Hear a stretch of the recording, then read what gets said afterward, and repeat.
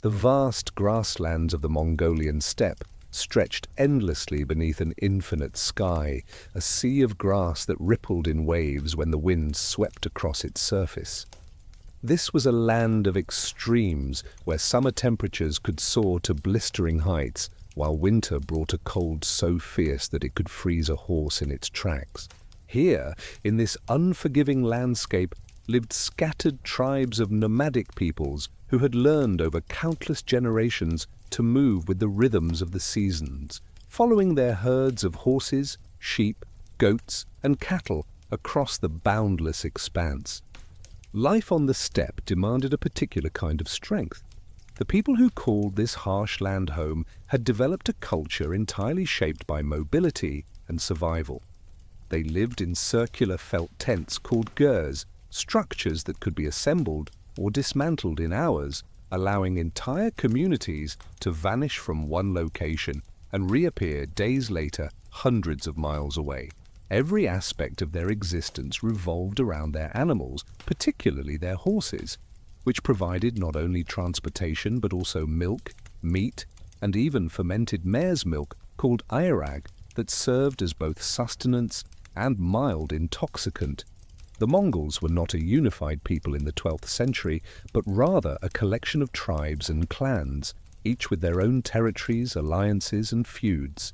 The Taichiud, the Merkit, the Naiman, the Kerait, and dozens of other groups roamed the steppes, sometimes cooperating in times of mutual benefit, more often raiding one another for livestock, women, and portable wealth. This constant state of low-level warfare had created a society where every man was a warrior, trained from childhood to ride before he could properly walk, to shoot a bow with deadly accuracy from horseback, and to endure hardships that would break people from softer lands. The political landscape of the steppe was one of shifting alliances and temporary confederations. Occasionally, a charismatic leader would unite several tribes under his banner, creating a force powerful enough to raid the rich agricultural civilizations to the south. The Jin dynasty in northern China had learned to manage these threats through a combination of tribute payments and diplomatic manipulation, playing different tribal groups against one another to prevent any single power from growing too strong. This strategy of divide and control had worked for generations, keeping the nomads fragmented and their threat manageable. Into this world of constant struggle and movement, a child was born around 1162, though the exact date remains lost to history. His father, Yesugei, was a minor tribal leader of the Borjigin clan, respected enough to lead raids and negotiate alliances, but not powerful enough to command more than a few thousand followers. The child was named Temüjin, after a Tatar chieftain whom Yesugei had recently defeated in battle. According to the stories that would later be told, the infant emerged from his mother's womb clutching a blood clot in his tiny fist, which the shamans interpreted as an omen that he would become a great warrior. The boy's early years were typical for a child of the steppe aristocracy. He learned to ride almost as soon as he could stand, first on sheep, then on calm old horses, gradually working his way up to the swift, half-wild mounts that were the pride of every Mongol warrior. His mother, Hoelun, came from the Olkunu tribe and had been kidnapped by Yesugei from her first husband, a common practice among the steppe peoples that created a complex web of grievances and obligations between different groups. She was a strong woman who would prove instrumental in her son's survival during the difficult years ahead. When Temüjin was around 9 years old, his father decided it was time to arrange a marriage alliance for him. This was standard practice among the Mongol nobility, a way to forge bonds between clans that might provide military support in times of conflict. Yesugei took his son on a journey to the territory of the Ongirat tribe, where Hoelun's family lived.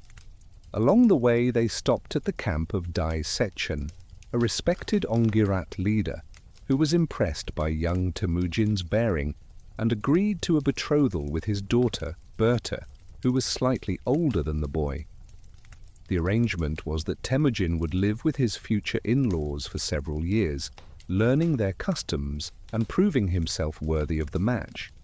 This was another common practice that served to create personal bonds between allied families.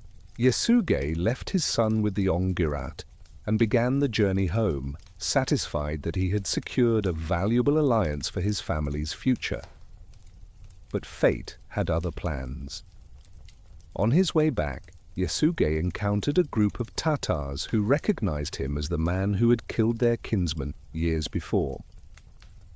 Following the customs of steppe hospitality, they invited him to share a meal, but the food was poisoned. By the time Yasuge reached his own camp, he was dying. He sent a trusted follower to fetch Temüjin home, wanting to see his eldest son one last time and pass on whatever wisdom he could before the poison completed its work. The death of Yasuge shattered the fragile security of his family. Without a strong leader, the clan began to fragment. The other warriors had no interest in following a woman and her young children. One by one, then in groups, they drifted away to join other leaders who could provide them with opportunities for raiding and glory. Huilun tried desperately to hold the group together, even riding after deserters while holding high the clan's banner, but it was futile. Within months, she and her children were abandoned on the steppe with only a few horses and minimal supplies. This period of destitution marked Temüjin profoundly. The family survived by gathering wild plants, hunting marmots, and fishing in the streams that crossed the steppe. They moved constantly to avoid their enemies, particularly the Taichiud clan, whose leader, Targutai, had assumed control over many of Yasuge's former followers and viewed Temüjin as a potential future threat. The young boy learned lessons during these years that would shape his entire worldview. He saw how quickly supposed allies could become enemies, how the weak were abandoned without mercy, and how survival often depended on cunning as much as strength. The family group consisted of Huilun, Temüjin, his three younger brothers, Kasar, Kachun, and Temüge, his sister Temüjin, and two half-brothers, Begta and Belgute, from one of Yasuge's other wives. The presence of the half-brothers created tension within the small group, particularly as Begta, being slightly older than Temüjin, tried to assert his authority as the eldest male. This conflict came to a head when Begta took a fish that Temüjin had caught and refused to share it with the family. In the harsh arithmetic of steppe survival, such selfishness could mean the difference between life and death. Temüjin and Kasar stalked Begta as he watched the family's few remaining horses. They approached him with arrows nocked in their bows. Begta saw them coming, but did not run or plead. He simply sat down, crossed his legs, and waited for death, asking only that they spare his younger brother Belgute. The arrows struck him in the chest and back, and he died without crying out. When the brothers returned to the camp, Huilun was furious, comparing them to wild animals and predicting that their violence would bring destruction upon them all. But she also understood the brutal logic of what they had done. On the steppe, there was no room for division within a family struggling to survive. Not long after this incident, Targutai and his Taichiud warriors finally caught up with the family. They had been monitoring Temüjin's growth with increasing concern, and the killing of Begta convinced them that the boy was developing the ruthlessness necessary to become a future threat. They surrounded the family's camp, but their target was specific. They wanted only Temüjin, allowing the others to flee.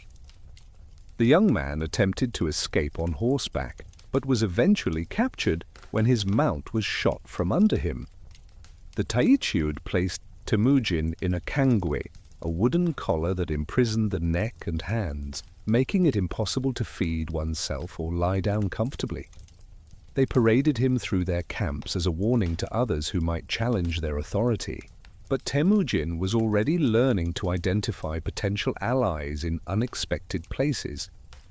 An older man named Sorkan Shira, who had once been aided by Ögedei, secretly brought him food and water. His sons, Chilon and Chimbai, would later become some of Temüjin's most trusted generals. During a feast when most of the Taichiud were drunk, Temüjin saw his opportunity. He struck his guard with the heavy kangwei and fled into the darkness. The alarm was raised, and warriors searched the surrounding area with torches. Temüjin hid in a shallow river, submerged except for his face, while search parties passed within feet of his hiding place. When the initial search proved fruitless, he made his way to Sorkin Shira's Ger, gambling that the old man's sympathy was genuine. The family hid him in a cart loaded with wool, and when Taichiud warriors came to search, they quickly examined the cart but did not probe deeply into the wool. After the searchers left, Sorkin Shira gave Temüjin a horse, bow, and arrows, urging him to flee and never reveal who had helped him. The escape from the Taichiud marked a turning point in Temüjin's life. He had survived capture and humiliation, had identified friends among enemies, and had learned the value of both patience and decisive action. Reunited with his family, he began to rebuild their position through a series of careful alliances. The first and most important of these was with a young man named Jamukha, who belonged to the Jadaran clan. Temüjin and Jamukha had played together as children when their respective clans had camped near each other. They had exchanged knucklebones, the traditional toys of steppe children, and declared themselves blood brothers, or anda. This relationship was considered sacred among the Mongols, creating bonds that were supposed to be stronger than those of biological brotherhood. When they met again as young men, both struggling to establish themselves in the harsh world of steppe politics, they renewed their anda bond with elaborate ceremonies, exchanging gifts and swearing eternal loyalty to each other. For a time, this alliance served both men well. They combined their followers and became a force to be reckoned with on the steppe. Together, they had enough warriors to protect their herds from raids and even to launch successful attacks on their enemies. Jamukha was charismatic and came from a more distinguished lineage than Temüjin, which attracted many followers. But Temüjin had qualities that drew people to him as well.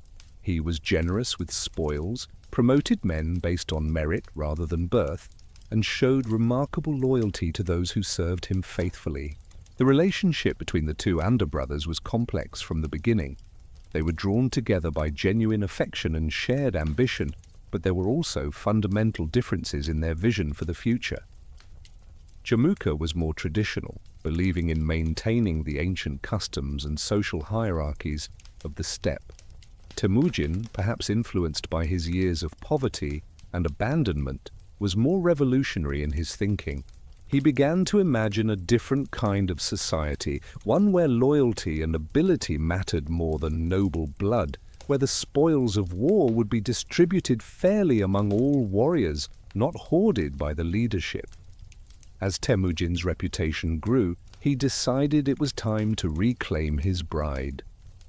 He travelled back to the Ongirat lands where Berta had been waiting for him all these years. Her father, Dai Sechin, was pleased to see that the boy had survived his tribulations and had begun to make a name for himself. The marriage was celebrated, and Berta brought with her a magnificent black sable coat as part of her dowry. This coat would prove to be more valuable than anyone could have imagined. Temüjin knew that he needed a more powerful protector than Jamukha if he was to continue his rise. He remembered that his father had once been anda with Togrul, Khan of the powerful Kerite tribe. Taking the sable coat as a gift, Temüjin travelled to Togrul's camp and presented it to him, reminding him of his friendship with Ögedei and asking for his protection. Togrul, who had no sons of his own and had been helped by Ögedei in the past, was moved by the gesture. He accepted Temüjin as his adopted son, giving him the protection of one of the most powerful confederations on the steppe. This new alliance was tested almost immediately. The Möngke tribe, nursing an old grudge from when Ögedei had stolen Hoiland from them decades earlier, launched a surprise raid on Temüjin's camp. They struck at dawn when most of the people were still asleep. In the chaos, Temüjin and his brothers managed to escape on horseback, but there were not enough horses for everyone. Berta, along with Temüjin's mother and siblings, had to flee in a cart, which was much slower. When it became clear that the Möngke were gaining on them, Berta insisted that the others ride ahead while she hid in the cart. She was captured and taken as a wife by one of the Möngke warriors, payment for the wrong done to their tribe a generation earlier. The loss of Berta was a devastating blow to Temüjin, both personally and politically. A leader who could not protect his own wife would struggle to maintain the respect of his followers, but it also provided the catalyst for his first major military campaign. He called upon both Togrul and Jamukha to honor their obligations to him. Together they assembled a force of 20,000 warriors, a massive army by steppe standards. The campaign against the Möngke was swift and brutal. The combined forces struck the Möngke camps along the Selenge River, scattering them and rescuing Berta along with many other captives. The reunion between Temüjin and Berta was joyful but complicated. She was pregnant, and it was unclear whether the child was Temüjin's or her Möngke captors. When she gave birth to a son named Yochi, meaning guest, Temüjin claimed him as his own, though questions about his paternity would create problems in the future. This decision revealed another aspect of Temüjin's character. He was pragmatic enough to accept a situation that other steppe leaders might have found intolerable, understanding that maintaining his family's unity was more important than questions of bloodline. The successful campaign against the Möngke enhanced Temüjin's reputation considerably. Warriors began to drift away from other leaders to join him, drawn by his military success and his reputation for generosity. This created tension with Jamukha, who saw his Anda brother becoming a rival rather than a subordinate ally. The two leaders maintained their alliance for another year, moving their camps together across the steppe, but the relationship was increasingly strained. The break came over something seemingly trivial.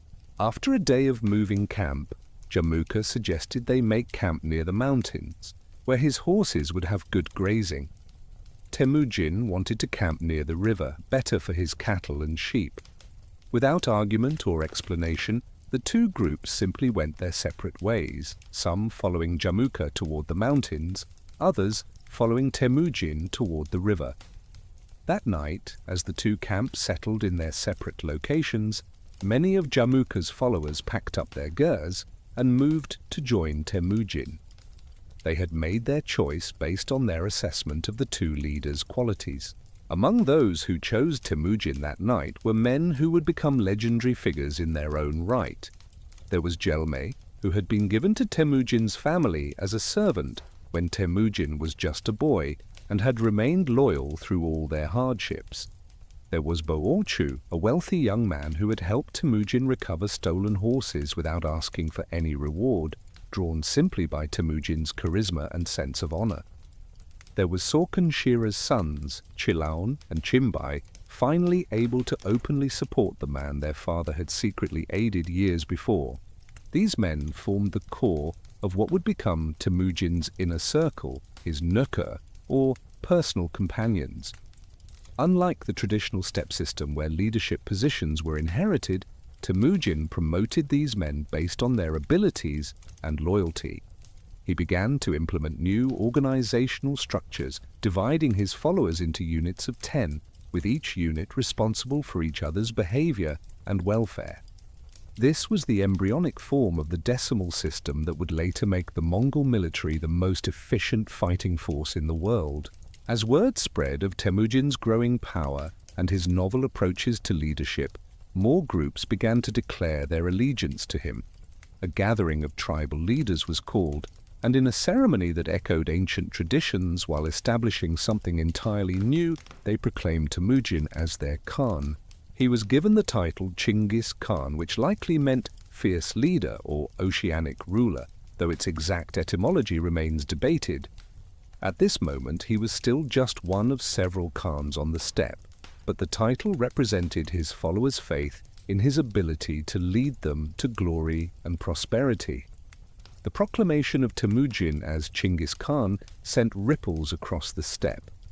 Möngke, feeling betrayed by his Anda brother's acceptance of a title without consulting him, had himself proclaimed Gur Khan, or universal ruler, by his own followers.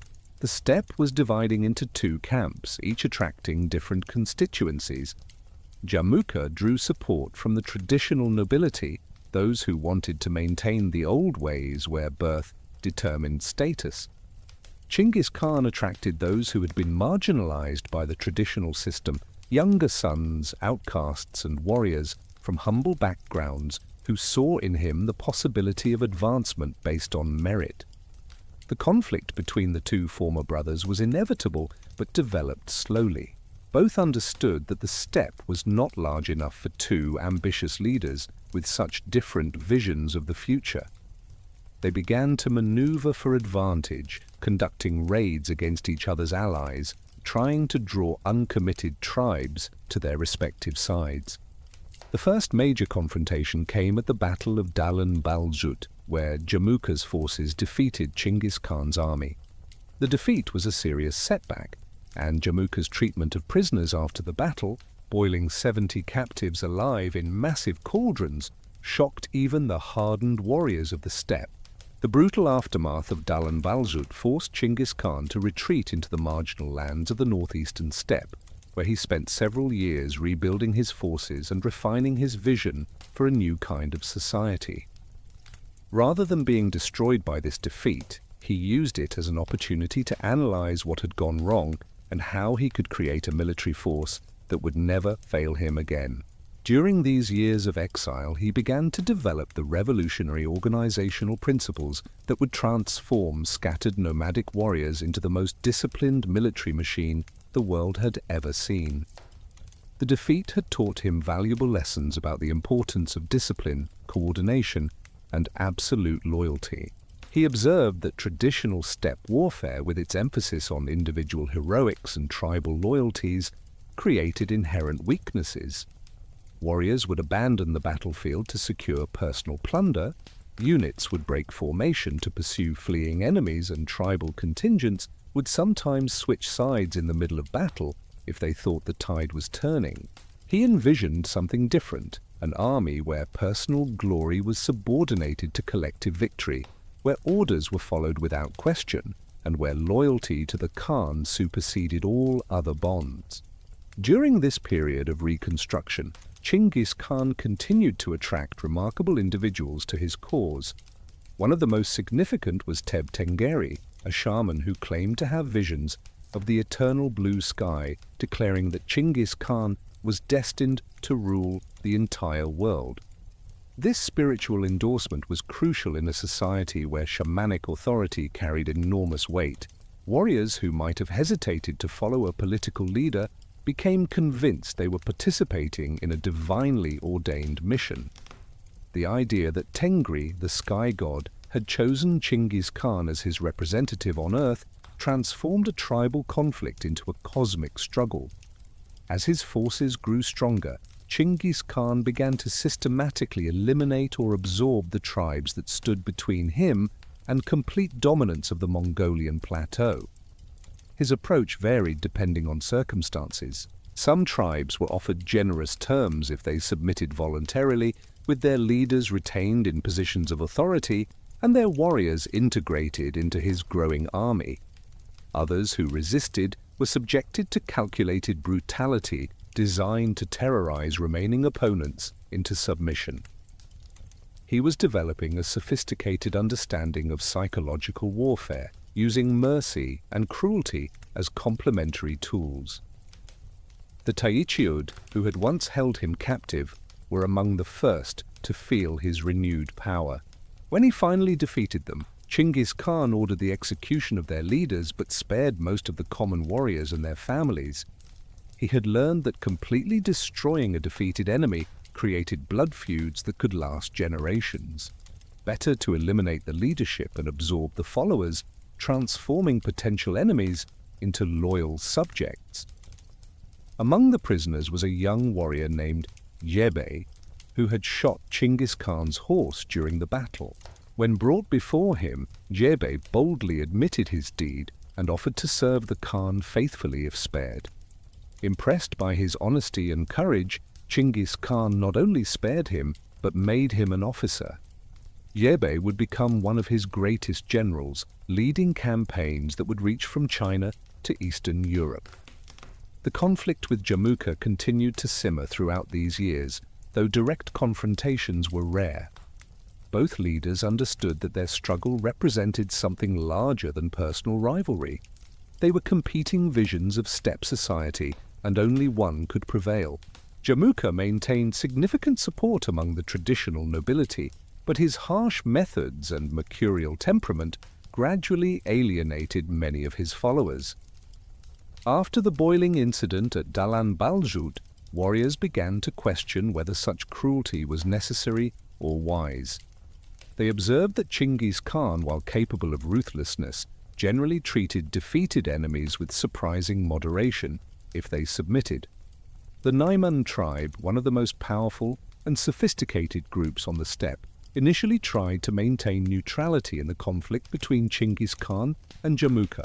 Their Khan, Taiyang, controlled vast territories in the western part of Mongolia and had adopted many customs from the settled civilizations to the south, including the use of written records through their Uyghur scribes.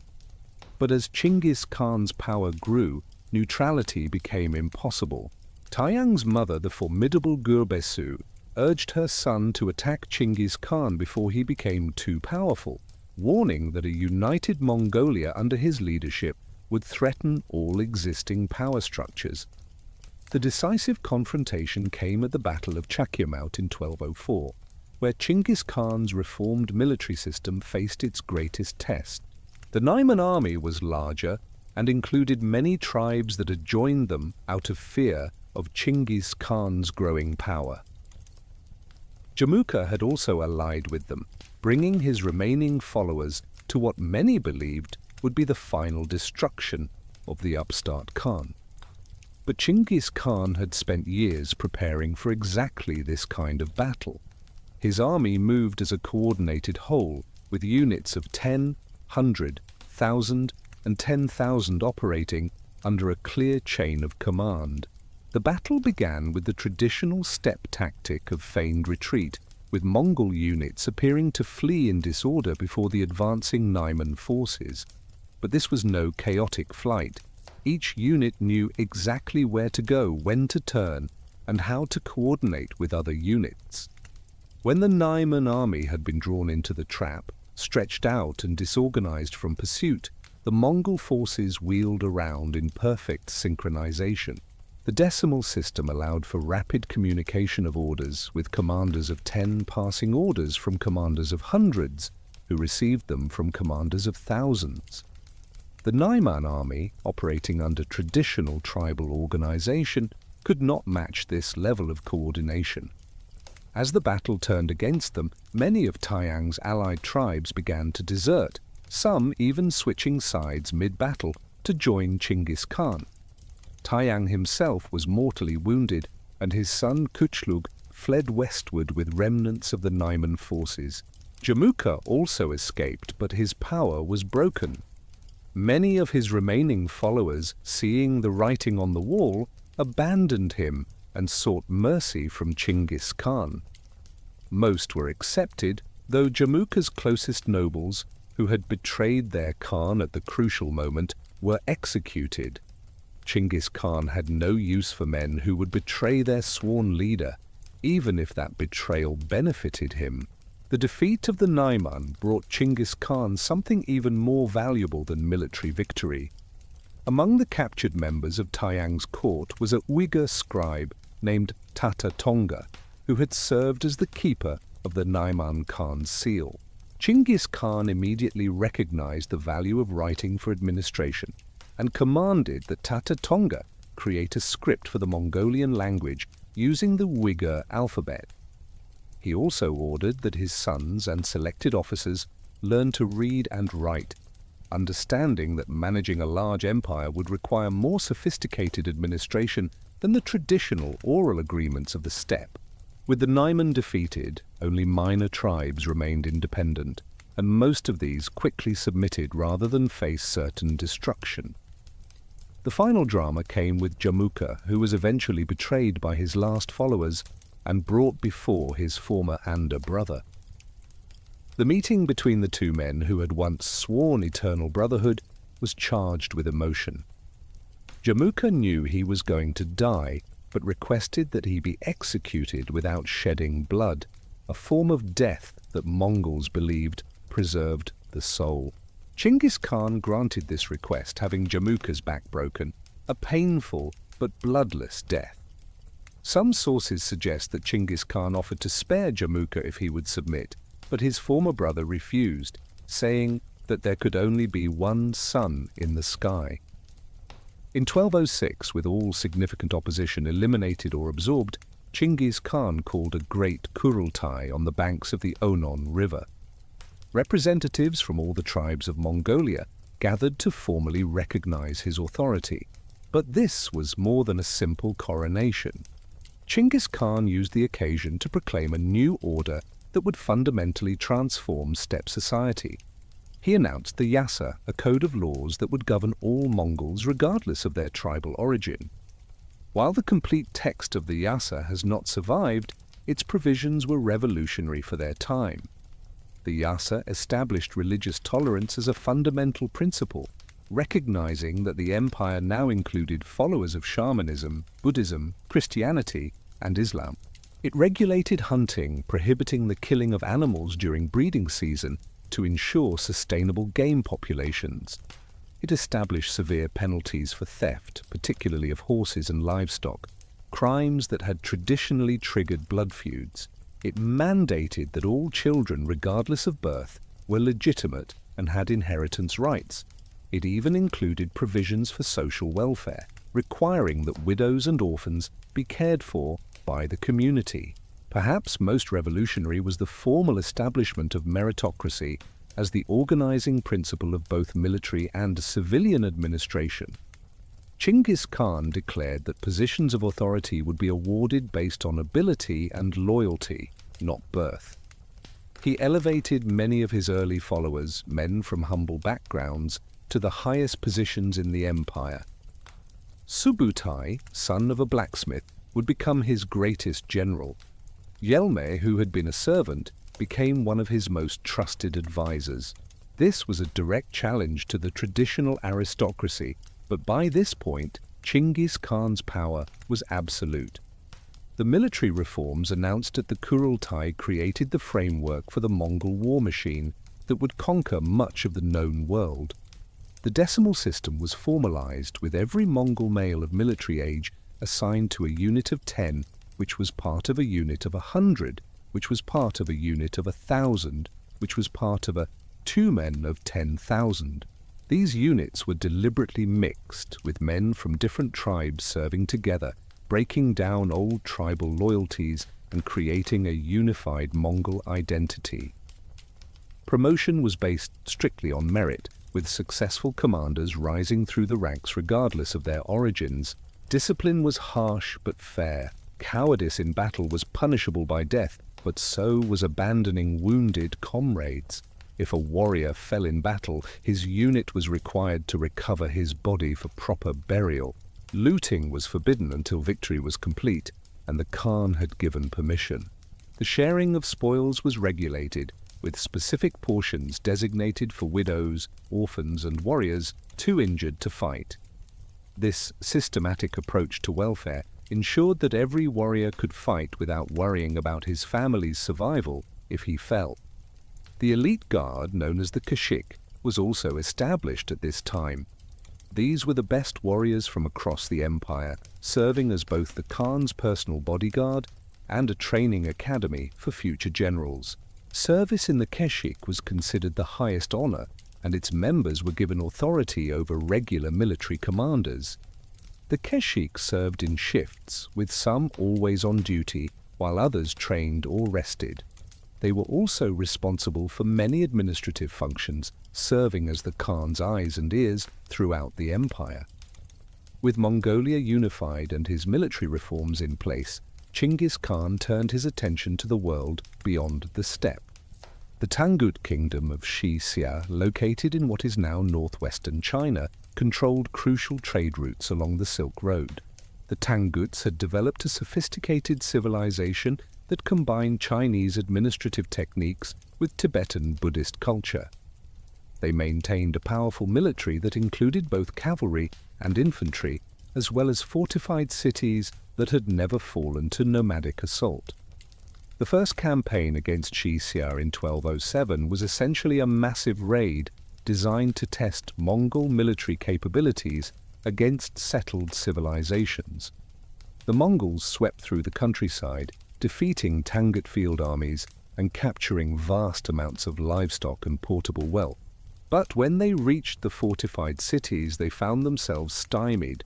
Their traditional tactics of mobility and archery were useless against high walls and determined defenders. Genghis Khan withdrew, but not in defeat. He had learned what he needed to know about siege warfare and began recruiting Chinese engineers who understood how to build and operate catapults, battering rams, and other siege equipment. The campaign also revealed the importance of psychological warfare against settled populations. The Mongols deliberately spread terror through extreme brutality in selected locations, causing refugees to flee ahead of their advance and spread panic. Cities that resisted were subjected to systematic destruction, with populations massacred and buildings razed. But cities that surrendered were often treated with surprising leniency, with local administrators retained and commerce allowed to continue. This carrot-and-stick approach created powerful incentives for submission. The second campaign against Xia in 1209 showed how quickly the Mongols could adapt and learn. This time they came prepared for siege warfare, with Chinese engineers and their machines.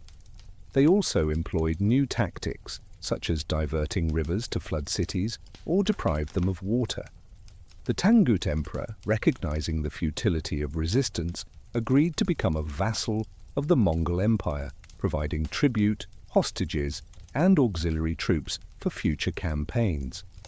This pattern of turning defeated enemies into resources for further conquest would become a hallmark of Mongol expansion. The Jin dynasty, which controlled northern China, watched the subjugation of Xia with growing alarm. The Jin were ethnically Jurchen, descendants of nomadic peoples who had conquered northern China a century earlier. They had successfully resisted numerous steppe invasions through a combination of military force, fortifications, and diplomacy. The Great Wall, though not yet the continuous structure it would later become, provided a formidable barrier, while tribute payments and political manipulation kept the nomads divided. The Jin made a fatal error in 1208 when they demanded that Genghis Khan acknowledge their suzerainty and pay tribute. For a leader who had just unified Mongolia and defeated Xia, this was an intolerable insult. Moreover, Genghis Khan harbored deep resentment against the Jin, who had executed some of his ancestors and had long manipulated Mongol politics to keep the tribes weak. He began planning for what would be his greatest military challenge yet, the conquest of a state that commanded resources and populations far exceeding anything in the nomadic world. The preparations for the Jin campaign were meticulous. Genghis Khan spent months gathering intelligence through merchants, deserters, and spies. He learned about Jin politics, identifying potential allies among disaffected groups within the empire. He studied Chinese military texts, particularly the writings of Sun Tzu, whose emphasis on deception and psychological warfare resonated with Mongol traditions. He also continued to recruit technical specialists, including not just engineers, but also administrators who understood how to manage agricultural populations and extract resources efficiently. In 1211, the Mongol invasion of the Jin Empire began. The initial force was relatively small by Chinese standards, perhaps 90,000 warriors, but it was the most disciplined and coordinated military force in Asia. The Mongols crossed the Gobi Desert in several columns, converging on Jin territory with precise timing. The Jin armies, though numerous, were caught off guard by the speed and coordination of the assault. Mongol cavalry could cover distances that Chinese military planners considered impossible, appearing suddenly where they were least expected. The early battles demonstrated the superiority of Mongol tactics against traditional Chinese military doctrine. Jin armies relied heavily on infantry formations supported by crossbowmen, effective against other Chinese armies, but vulnerable to the mobility of Mongol cavalry. The Mongols would avoid direct confrontation with infantry blocks, instead using their superior mobility to attack supply lines, isolate units, and create panic. When Jin cavalry tried to match them, they found that Mongol horses, though smaller, had superior endurance, and Mongol warriors could shoot more accurately from horseback.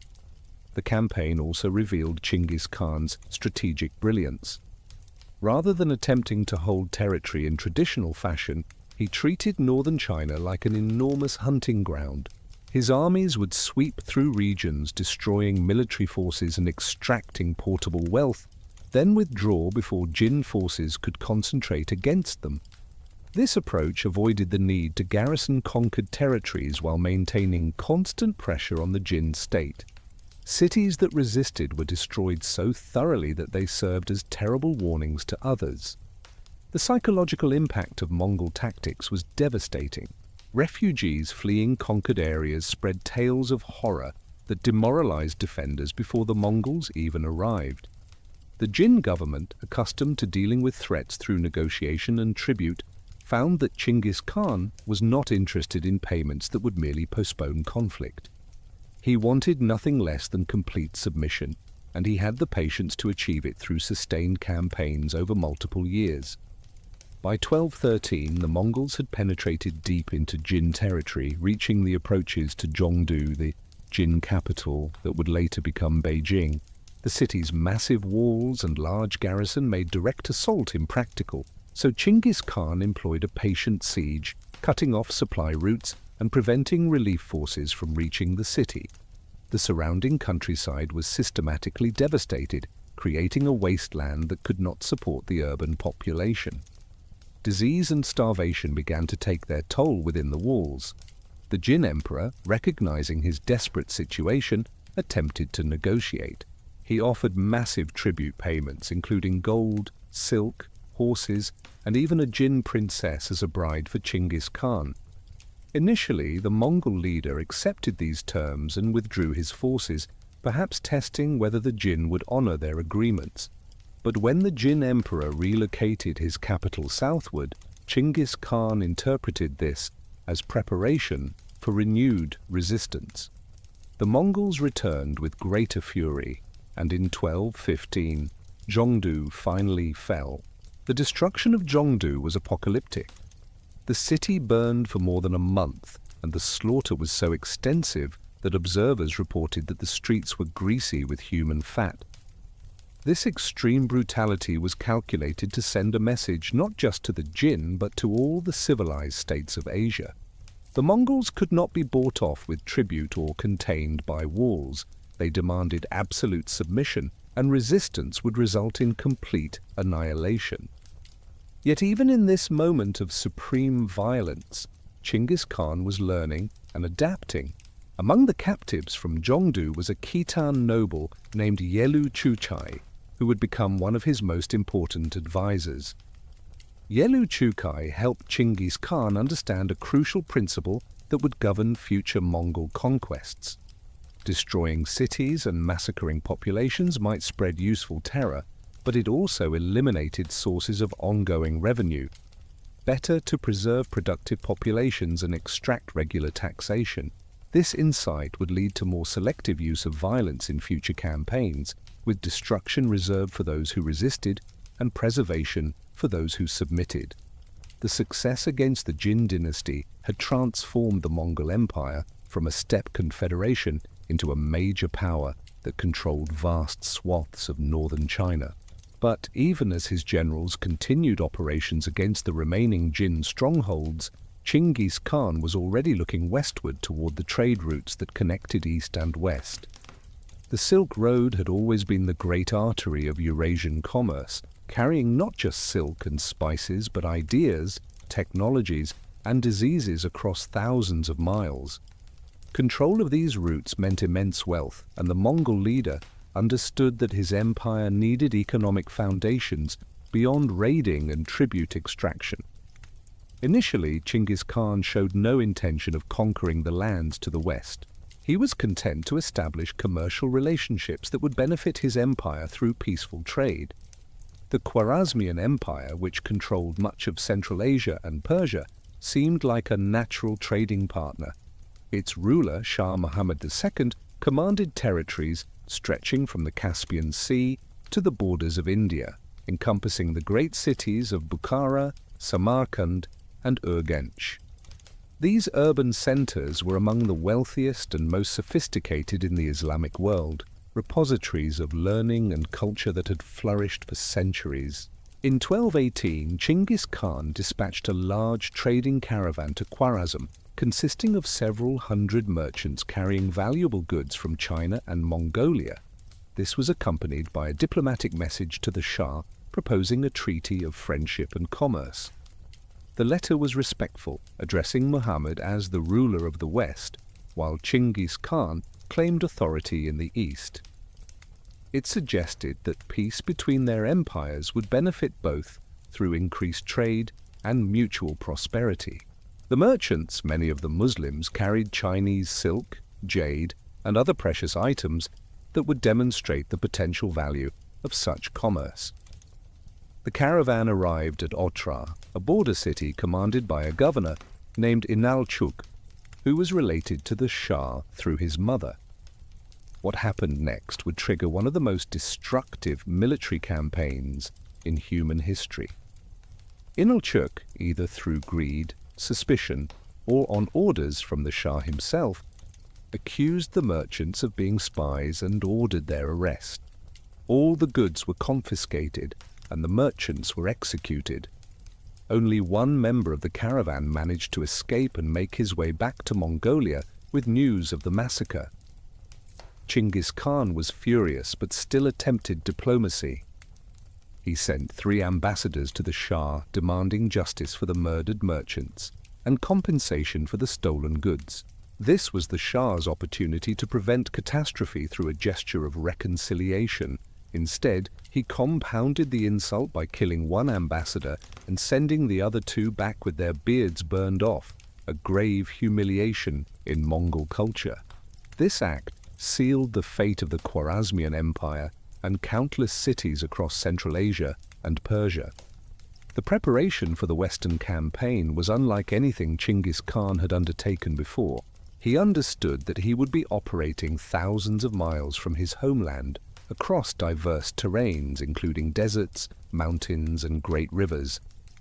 The enemy was numerous, with the Shah able to field armies of hundreds of thousands and controlled fortified cities that had withstood sieges for centuries.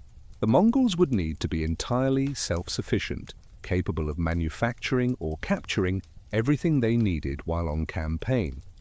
The army that departed Mongolia in 1219 numbered approximately 100,000 warriors, accompanied by Chinese siege engineers, Muslim merchants who knew the territories ahead, and vast herds of spare horses. Each Mongol warrior traveled with 3 to 5 mounts, allowing them to maintain their legendary speed by switching horses regularly. The logistics of moving such a force across the harsh landscapes of Central Asia required meticulous planning. Supply depots were established along the route, and advanced scouts mapped water sources and grazing grounds. Genghis Khan divided his forces into several columns that would converge on Khwarezmian territory from different directions. This strategy served multiple purposes. It reduced the strain on any single route's resources confused enemy intelligence about the main thrust of the invasion, and allowed the Mongols to attack multiple targets simultaneously. His sons Ögedei and Chagatai led one force, Yochi commanded another, while Genghis Khan himself led the main army along with his youngest son Tolui and his greatest general Subutai. The Shah's strategy for defense proved catastrophic. Rather than concentrating his forces to meet the Mongols in decisive battle, he distributed his troops among the various cities of his empire, believing that fortified urban centers could withstand siege while wearing down the invaders. This decision played directly into Mongol hands. It allowed them to achieve local superiority at each point of attack, while preventing the Khwarezmian forces from utilizing their numerical advantage. The first major city to fall was Otrar, where the massacre of merchants had occurred. Genghis Khan gave personal attention to this siege, which lasted 5 months. The governor Inalchuk fought desperately, knowing that no mercy awaited him. When the outer walls finally fell, he retreated to the citadel with his remaining defenders. As ammunition ran out, they threw bricks torn from the fortress walls.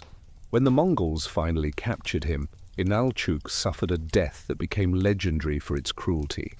Molten silver was poured into his eyes and ears, a symbolic punishment for his greedy seizure of the caravan's wealth.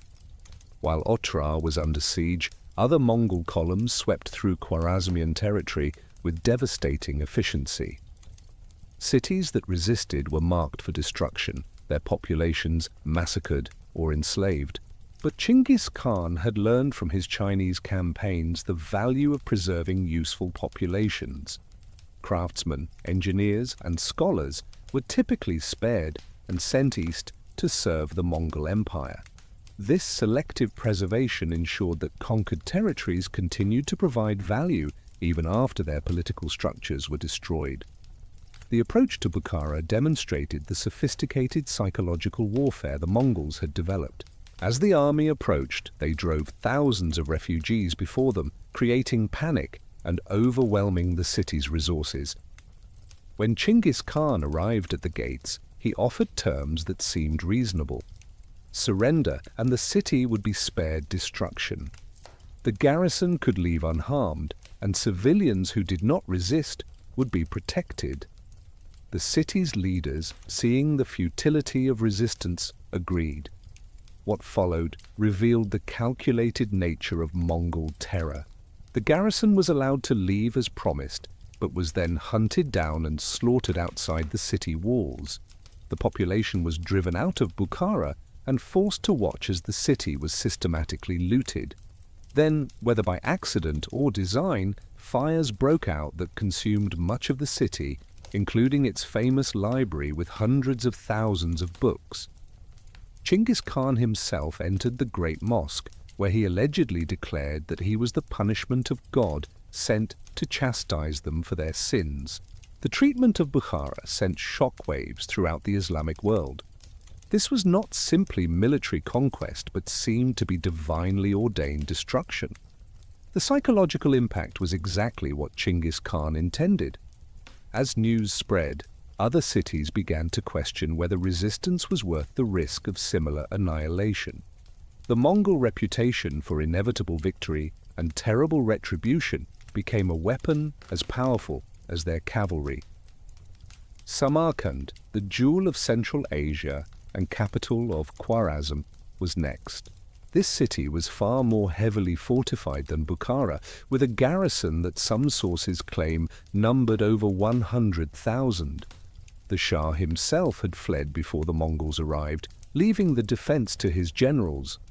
The siege of Samarkand demonstrated how far Mongol siege craft had evolved since their first encounters with fortified cities. They employed Chinese catapults that could hurl massive stones or incendiary projectiles, Muslim engineers who understood the weaknesses of Islamic fortification design, and prisoners who were forced to fill moats and assault walls. The Mongols also employed a tactic that would become one of their signatures. They drove captives from previously conquered areas ahead of their own forces during assaults, forcing defenders to kill their own people if they wanted to stop the attack. This horrific practice served multiple purposes. It demoralized defenders, consumed enemy ammunition, and preserved Mongol lives. The psychological trauma of being forced to slaughter civilians, possibly including friends and relatives, broke the will of many garrisons. Samarkand fell in just 5 days, a stunning defeat for what was considered one of the strongest cities in the Islamic world. The aftermath followed what was becoming a predictable pattern. The Mongols separated the population into categories. Craftsmen and those with useful skills were enslaved and distributed among the Mongol forces. Young women were taken as concubines or slaves. Fighting men were executed. The remaining population was often simply driven out to become refugees, spreading terror to unconquered territories. While the main Mongol forces systematically destroyed the Khwarezmian Empire's major cities, Shah Muhammad II fled westward, hoping to raise new armies and organize resistance. Genghis Khan dispatched 2 of his best generals, Ögedei and Subutai, with 20,000 cavalry to pursue him. This pursuit would become one of the most remarkable military campaigns in history, covering thousands of miles and lasting over 2 years. The 2 generals were given carte blanche to destroy any forces that might support the Shah and to spread terror throughout his remaining territories. The Shah's flight was pathetic in its desperation. Once the ruler of a vast empire, he now moved from place to place like a hunted animal, finding gates closed against him by cities that feared Mongol retribution more than they respected their sovereign. His calls for jihad against the pagan invaders went largely unheeded. The speed of the Mongol collapse had shattered confidence in his leadership, and many local rulers calculated that accommodation with the Mongols might offer better survival prospects than continued loyalty to a doomed dynasty. Muhammad eventually found temporary refuge on a small island in the Caspian Sea, where he died in 1220, some say of pleurisy, others of despair. But his death did not end the Mongol pursuit. Ögedei and Subutai had been given permission to continue their campaign of terror and reconnaissance, and they embarked on what would become known as the Great Raid. This expedition would take them around the Caspian Sea, through the Caucasus, and into the steppes of Eastern Europe, covering nearly 8,000 miles. As they moved through northern Persia and the Caucasus, the 2 generals demonstrated the flexibility and intelligence that made Mongol commanders so dangerous. When faced with unfamiliar opponents, they would study their tactics, often through deliberately small initial engagements, then adapt their own methods accordingly. They recruited local guides and informants, exploiting ethnic and religious tensions to turn populations against each other. When confronted by the narrow passes of the Caucasus Mountains, supposedly impassable for cavalry armies, they found alternative routes or bribed local tribes to provide passage. The Mongol force emerged from the Caucasus into the steppes north of the Black Sea, homeland of the Cumans, a Turkic people who controlled vast territories in what is now Ukraine and southern Russia. The Cumans were formidable warriors themselves, steppe nomads who understood cavalry tactics. But they were politically fragmented, and the Mongols exploited these divisions brilliantly. They would ally with one group to destroy another, then turn on their former allies when convenient. The Cumans, recognizing the mortal threat the Mongols posed, appealed to the Russian principalities for aid. The Russians, divided into numerous competing states, initially showed little concern for the problems of nomadic peoples they had long considered enemies. But when Cuman leaders, including the father-in-law of Prince Mstislav of Galich, arrived at Russian courts with desperate warnings and rich gifts, some princes began to take notice. A coalition was eventually formed, including forces from Kiev, Galich, Chernigov, and other principalities. The Russian coalition army that marched out to meet the Mongols was impressive in size, perhaps 80,000 strong, combining the heavy cavalry of the princes with Cuman light horse. They were confident in their numerical superiority, and the righteousness of defending Christendom against pagan invaders. The Mongols, now reduced to perhaps 18,000 after years of campaigning, appeared to be retreating before the advancing coalition. For 9 days, the Russians pursued them across the steppe, growing increasingly confident and decreasingly organized as different contingents moved at different speeds. The Battle of the Kalka River in 1223 was a masterpiece of tactical deception. The Mongol retreat had been carefully calculated to stretch out the Russian forces and separate them from their Cuman allies. When the Russians finally caught what they believed was the Mongol rearguard at the Kalka River, they attacked immediately without waiting for all their forces to arrive. The rearguard was actually the main Mongol force, which had circled back during the night. The attacking Russians suddenly found themselves facing the entire Mongol army in perfect battle formation. The battle was a catastrophe for the coalition. The Cumans fled almost immediately, having learned from bitter experience that fighting Mongols in open battle was suicide. The Russian princes, weighed down by heavy armor and fighting in disconnected groups, were surrounded and systematically destroyed. Prince Mstislav of Kiev, who had held back with his forces on a fortified hill, watched the slaughter below. The Mongols offered him terms of surrender, promising that no blood would be shed. When he agreed, they kept their promise in the most literal and cruel way possible. The prince and his nobles were tied up, placed under wooden platforms, and the Mongols held a victory feast on top, slowly crushing them to death. The defeat at Kalka sent shockwaves through Europe. For the first time, European powers became aware of a terrible new threat from the east. But then, as suddenly as they had appeared, the Mongols vanished. Jebe and Subutai had accomplished their mission of spreading terror and gathering intelligence. They returned to join Genghis Khan, who was completing the destruction of the Khwarezmian Empire. Their raid had been a reconnaissance in force, gathering crucial information about the lands, peoples, and military capabilities of regions the Mongols would return to conquer in the coming decades. Back in Central Asia, the systematic annihilation of the Khwarezmian Empire continued with mechanical efficiency.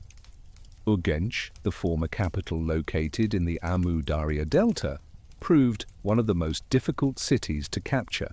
The siege lasted 6 months and required the Mongols to develop new techniques for fighting in the marshy terrain. They eventually diverted the river itself, undermining the city's walls and flooding its streets. The subsequent massacre was among the worst of the entire campaign, with each Mongol soldier reportedly required to execute 24 inhabitants. The fate of Merv, one of the largest cities in the world at that time, was perhaps the most horrific. After surrendering on promises of mercy, the entire population was driven out onto the plain and systematically executed over the course of several days. Persian historians, possibly exaggerating but capturing the scale of devastation, claimed that over 1 million people were killed. The Mongols returned to the city days later to kill anyone who had hidden and survived the initial massacre. The great libraries, centers of Islamic learning that had accumulated knowledge over centuries, were burned or scattered. The campaign against Khwarezm demonstrated several principles that would govern future Mongol conquests. First, any insult to Mongol honor or harm to Mongol envoys would result in complete annihilation. This established a powerful incentive for other states to maintain good relations with the empire. Second, the Mongols could operate effectively thousands of miles from their homeland, adapting to any terrain or climate. Third, they could and would destroy entire civilizations if necessary, erasing centuries of cultural achievement without hesitation. Yet even in this orgy of destruction, Genghis Khan was thinking strategically about the future. The complete annihilation of Khwarezm served as a terrible example to other powers, but it also created a wasteland that produced no revenue. In future campaigns, the Mongols would be more selective in their destruction, preserving productive regions while still maintaining their reputation for inevitable victory. The ruins of Khwarezmian cities would stand for generations as monuments to the price of defying the Mongol Empire. As 1223 drew to a close, Genghis Khan began the long journey back to Mongolia. The Western campaign had added vast territories to his empire and eliminated a major rival power. The wealth plundered from Central Asian cities funded further military expansion and administrative development. More importantly, the campaign had established the Mongols as a world power that could project force across continents. The isolated steppe confederation of just 2 decades earlier had transformed into an empire that stretched from the Pacific Ocean to the Caspian Sea. The Mongol military machine that had devastated Khwarezm and terrorized Europe was not born from accident or simple barbarian ferocity. It was a carefully designed system that combined ancient steppe traditions with revolutionary innovations, creating the most effective military force of its era. Every aspect of the Mongol army, from the individual warrior to the grand strategic planning, reflected generations of refinement and Genghis Khan's genius for organization.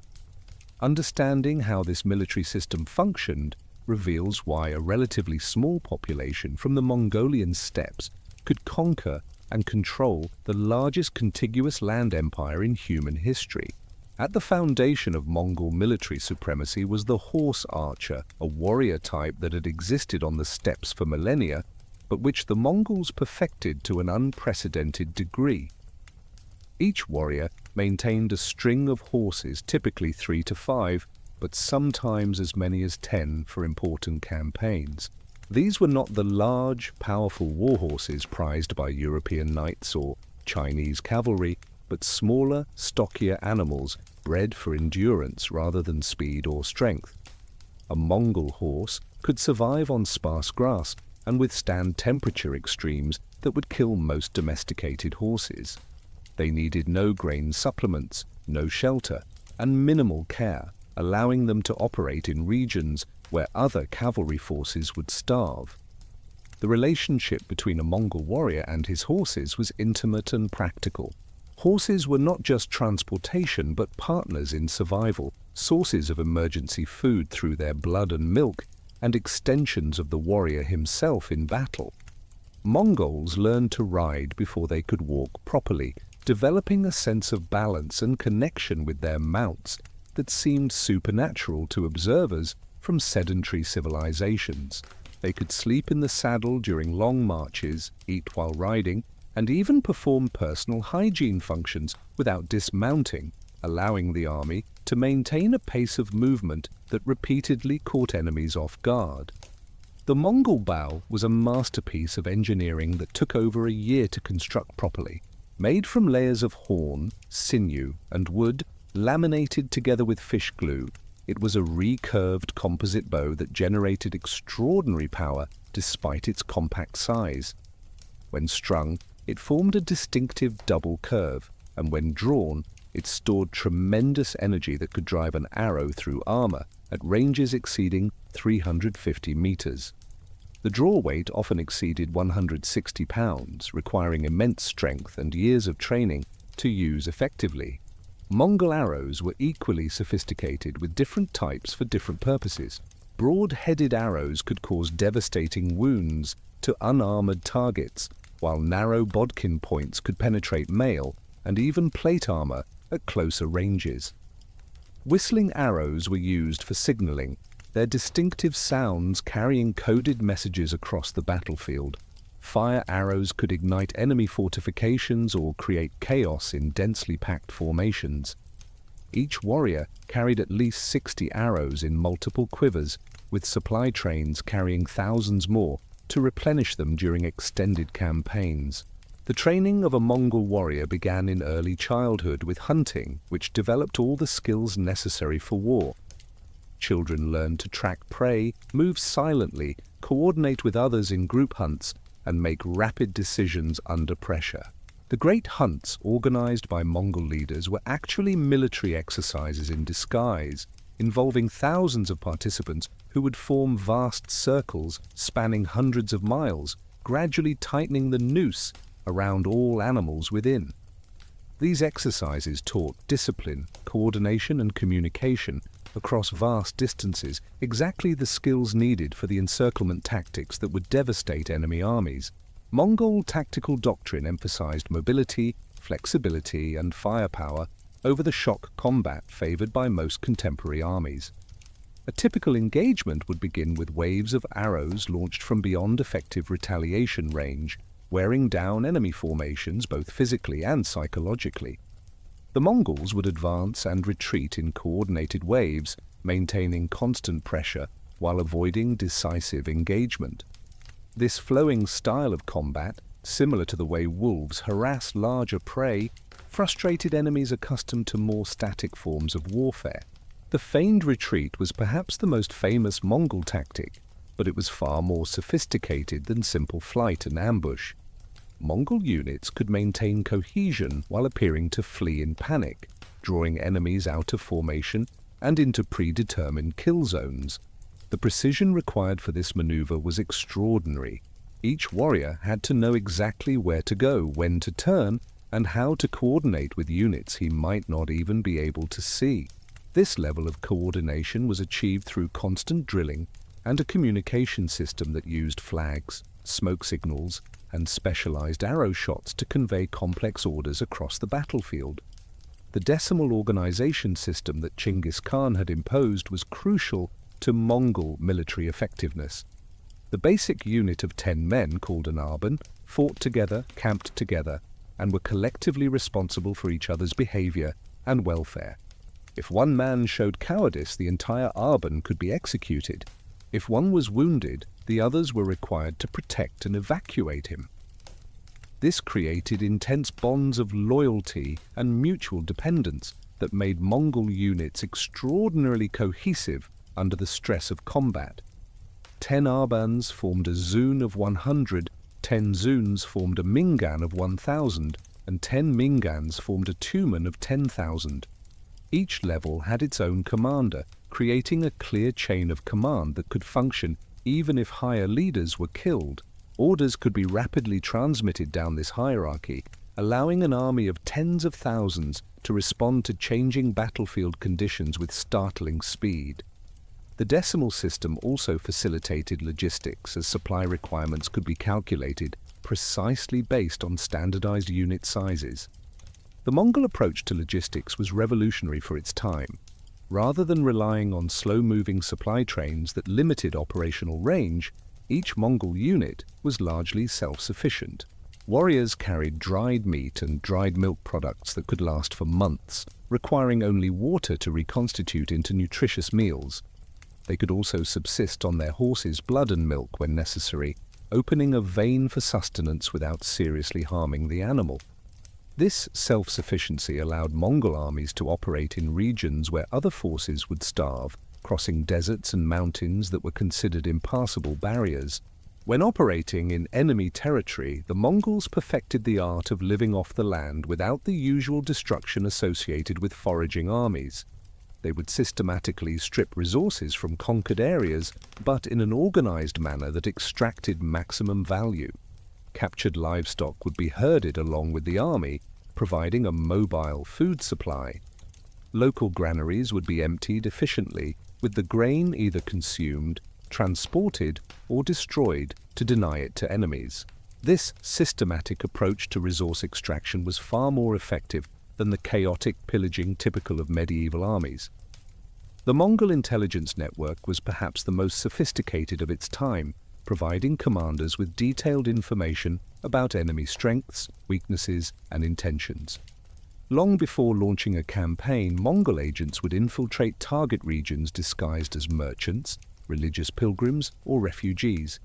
These spies mapped fortifications, noted garrison strengths, identified political divisions, and assessed economic resources. They paid particular attention to local conflicts that might be exploited and individuals who might be turned into collaborators. The Mongols were masterful at exploiting human intelligence sources. They would offer generous rewards to defectors who provided valuable information, creating powerful incentives for betrayal. Captured enemy officers would be interrogated systematically, with different prisoners questioned separately, and their stories compared to identify deceptions. Local guides were recruited or coerced to reveal hidden paths, water sources, and defensive weaknesses. This intelligence gathering extended beyond military matters to include economic and technological information that could benefit the empire. The yam, the Mongol postal system, was both a tool of administration and a military asset that provided unprecedented strategic communication capabilities.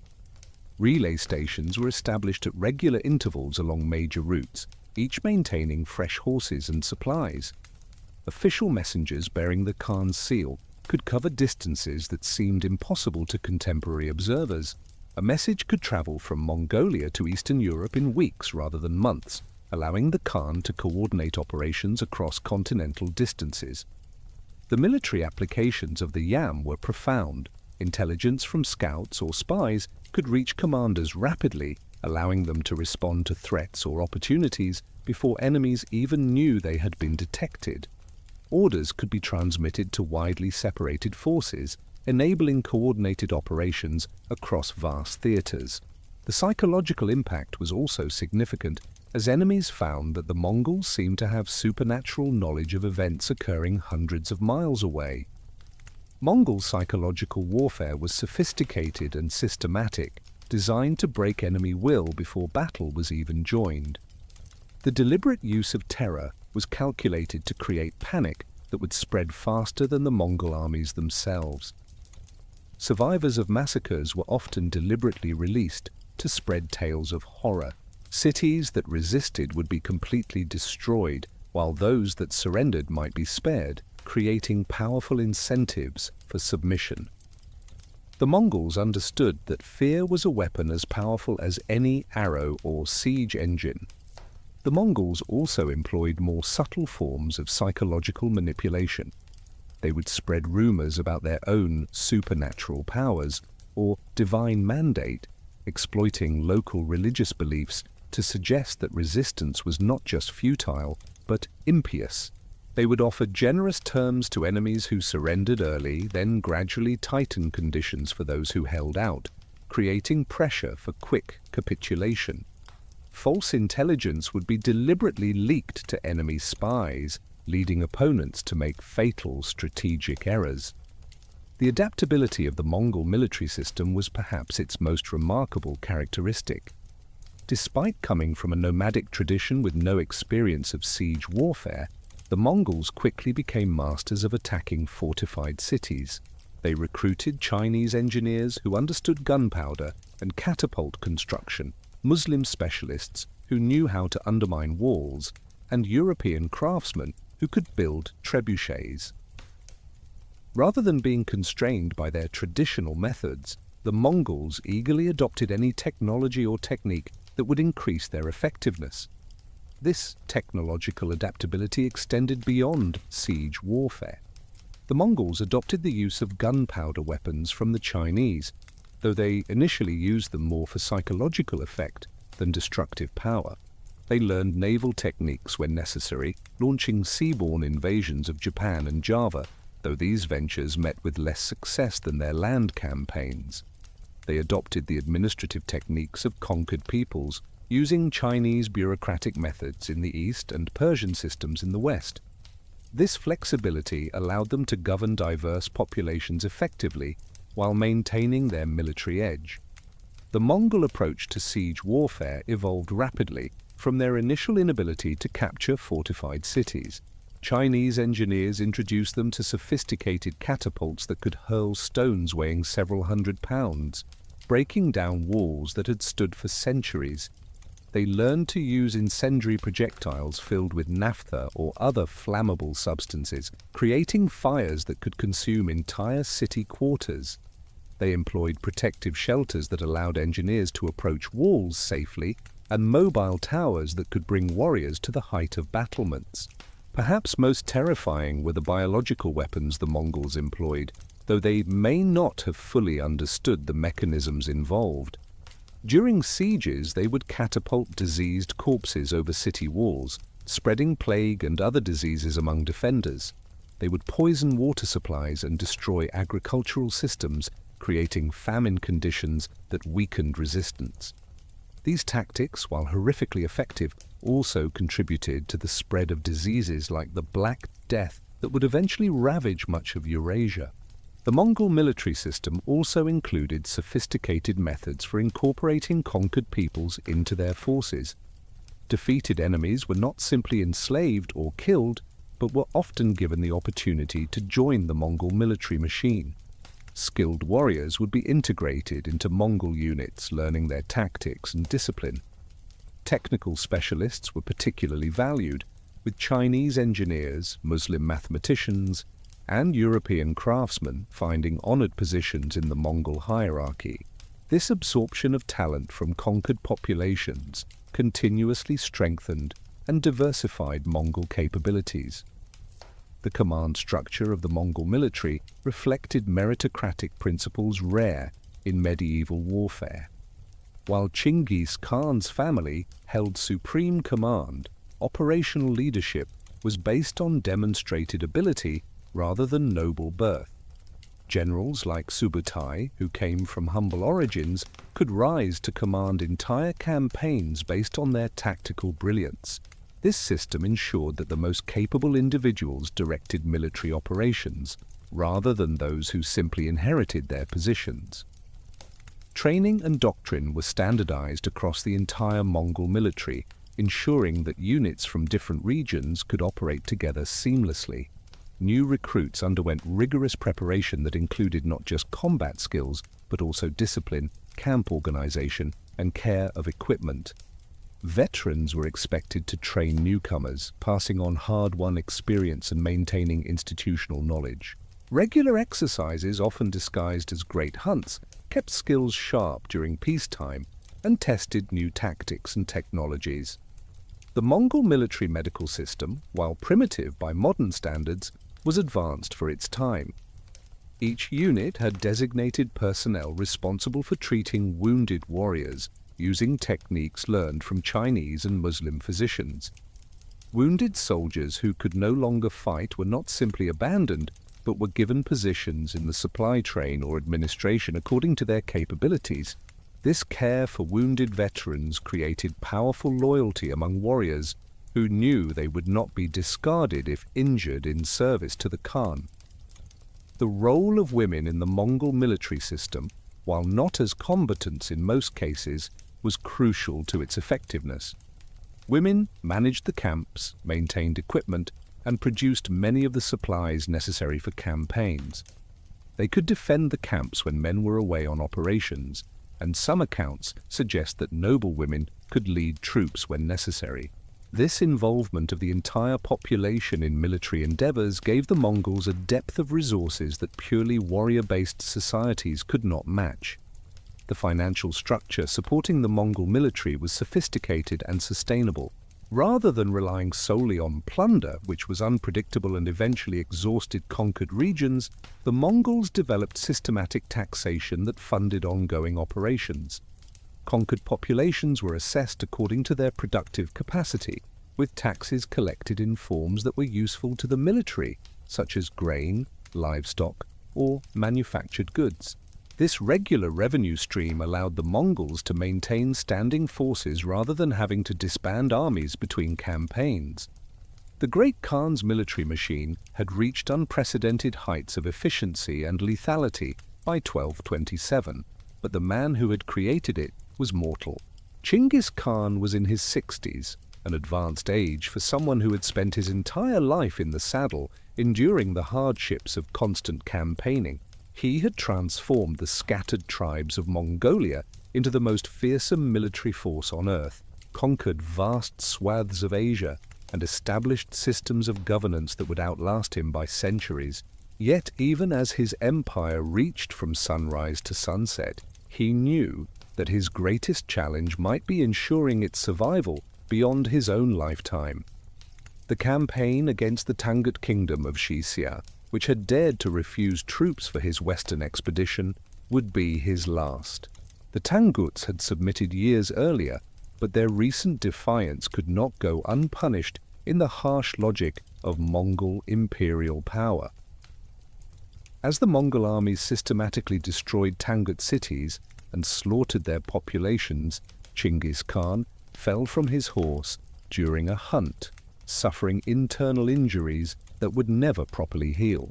Some sources suggest he was already ill, possibly from injuries sustained in an earlier battle or simply from the accumulated wear of a lifetime of warfare. As he lay dying in the summer of 1227, Genghis Khan gathered his sons and chief commanders to settle the matter of succession.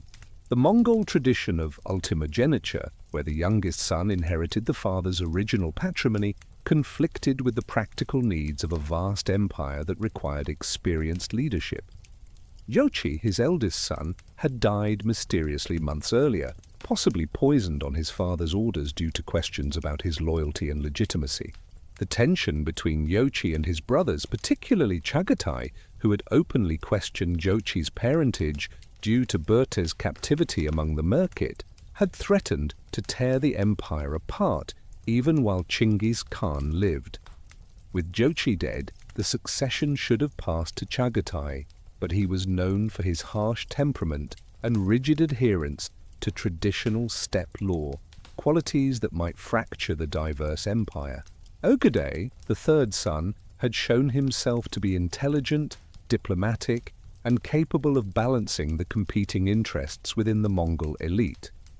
Tolui, the youngest, was a brilliant military commander, but perhaps too focused on warfare to manage the complex administration of a multi-ethnic empire. After much deliberation, Genghis Khan designated Ögedei as his successor, with the understanding that future Khans should come from Ögedei's lineage. The death of Genghis Khan was kept secret for several months to prevent enemies from taking advantage of the transition period. His body was transported back to Mongolia in a covered cart, and legend says that everyone encountered along the route was killed to maintain the secret.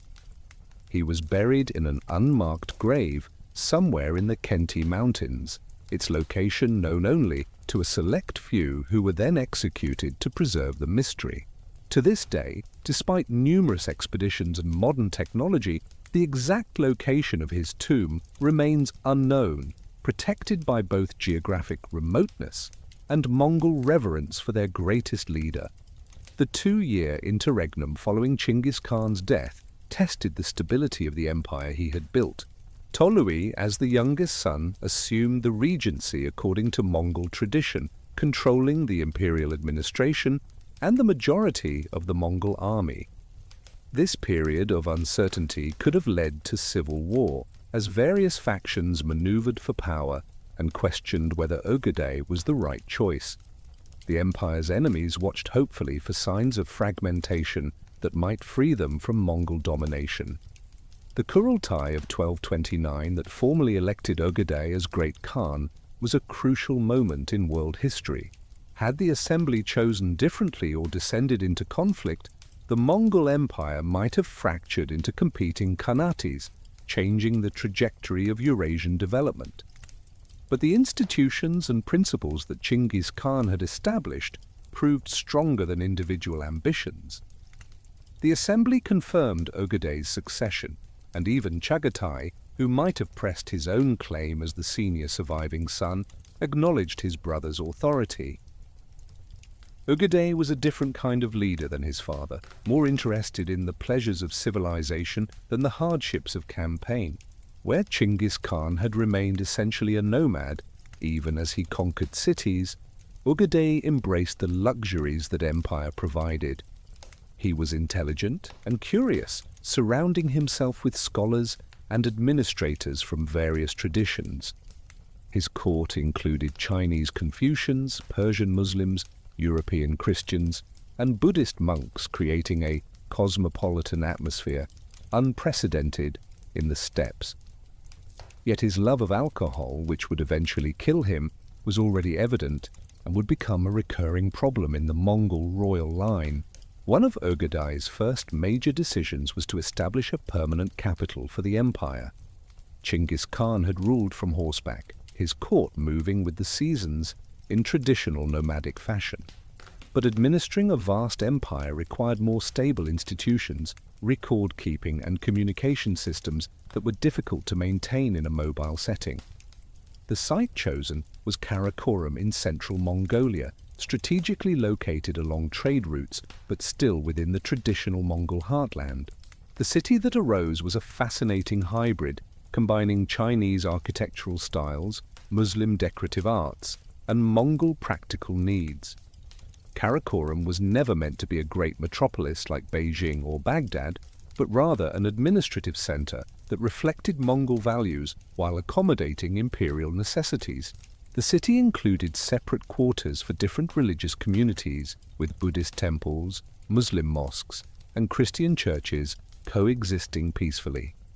The palace complex featured an elaborate silver tree designed by a captured Parisian goldsmith, which dispensed various alcoholic beverages from different branches, symbolizing both Mongol wealth and their appreciation for technical ingenuity from all cultures. The establishment of Karakorum represented a fundamental shift in Mongol governance. The empire now had a fixed point from which administration could be coordinated, where ambassadors could be received, and where records could be maintained. Chinese-style bureaucracy was introduced, with systematic record-keeping, standardized taxation, and regular communication with provincial governors.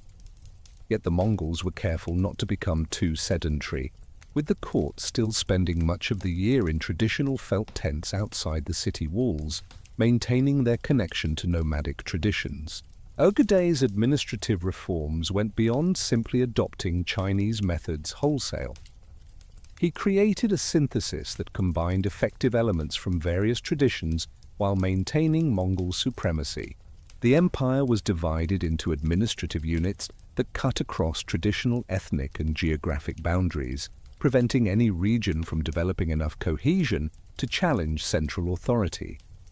Local administrators were typically drawn from the conquered populations, as they understood local customs and languages, but they were always supervised by Mongol overseers who reported directly to Karakorum. The taxation system Ögedei implemented was more systematic and arguably more fair than what had existed in most conquered territories. Rather than the arbitrary extraction typical of medieval states, taxes were assessed based on careful censuses and productive capacity. Farmers paid a percentage of their harvest, merchants paid duties on trade goods, and craftsmen paid in finished products. While the rates were substantial, they were predictable, allowing economic planning and growth. The Mongols understood that sustainable extraction required maintaining productive populations, not destroying them through excessive demands. The legal reforms under Ögedei began the process of codifying and universalizing the yasa, Genghis Khan's law code. While respecting local customs in many matters, certain principles were enforced throughout the empire. Religious tolerance was absolute, with death prescribed for anyone who persecuted others for their beliefs. Theft, particularly of livestock, was severely punished, creating security that encouraged trade. The postal system was regulated and expanded, with severe penalties for anyone who interfered with official messengers.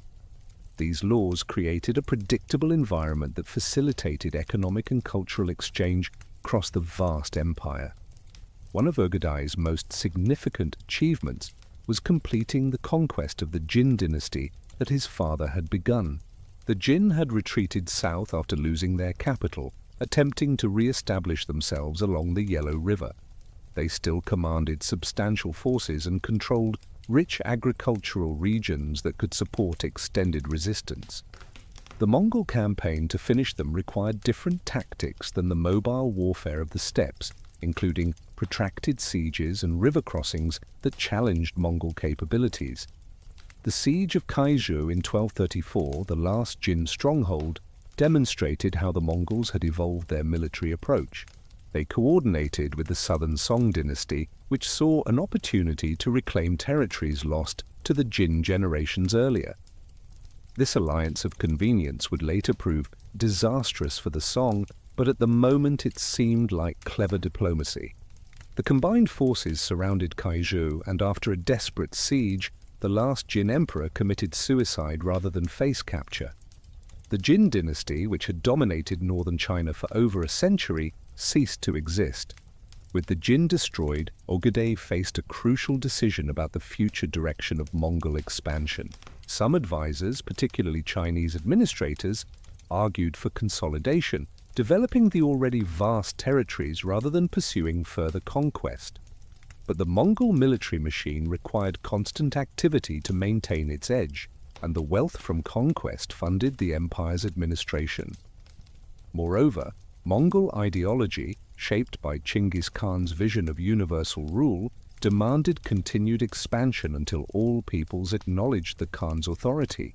The decision to launch simultaneous campaigns eastward into Song China and westward into Europe reflected both Mongol confidence and the institutional capabilities Ögedei had developed. No other power in history had attempted coordinated military operations across such distances. The Eastern campaign would be led by Ögedei himself, though operational command often fell to talented generals. The Western campaign would be commanded by Batu, son of the deceased Jochi, with the brilliant Subutai as his chief military advisor. This division of forces showed remarkable confidence in Mongol military superiority. The preparations for these campaigns took several years and demonstrated the sophisticated planning capabilities the Mongols had developed. Intelligence networks gathered information about enemy forces, fortifications, and political situations. Supply depots were established along planned routes of advance. Specialist troops were recruited or conscripted, including Chinese engineers for siege warfare and Muslim administrators for governing conquered territories. The mobilization involved not just Mongols but contingents from all conquered peoples, creating multi-ethnic armies that combined various military traditions. Mongol society during Ögedei's reign was undergoing profound transformation. The simple nomadic life of the steppes was giving way to a more complex imperial culture. Young Mongol nobles were educated not just in traditional skills of riding and archery, but also in languages, writing, and administrative techniques. Chinese tutors taught Confucian principles of governance, Persian scholars explained Islamic law and administration, and European craftsmen shared technical knowledge.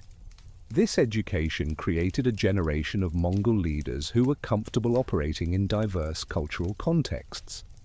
The role of women in Mongol society remained remarkably prominent compared to other medieval societies. Ögedei's wife, Turagene, wielded considerable influence and would later serve as regent after his death. Noble women managed vast estates, controlled significant economic resources, and participated in political decisions. Several of Genghis Khan's daughters had been married to rulers of vassal states, where they effectively controlled governance, while their husbands held nominal authority.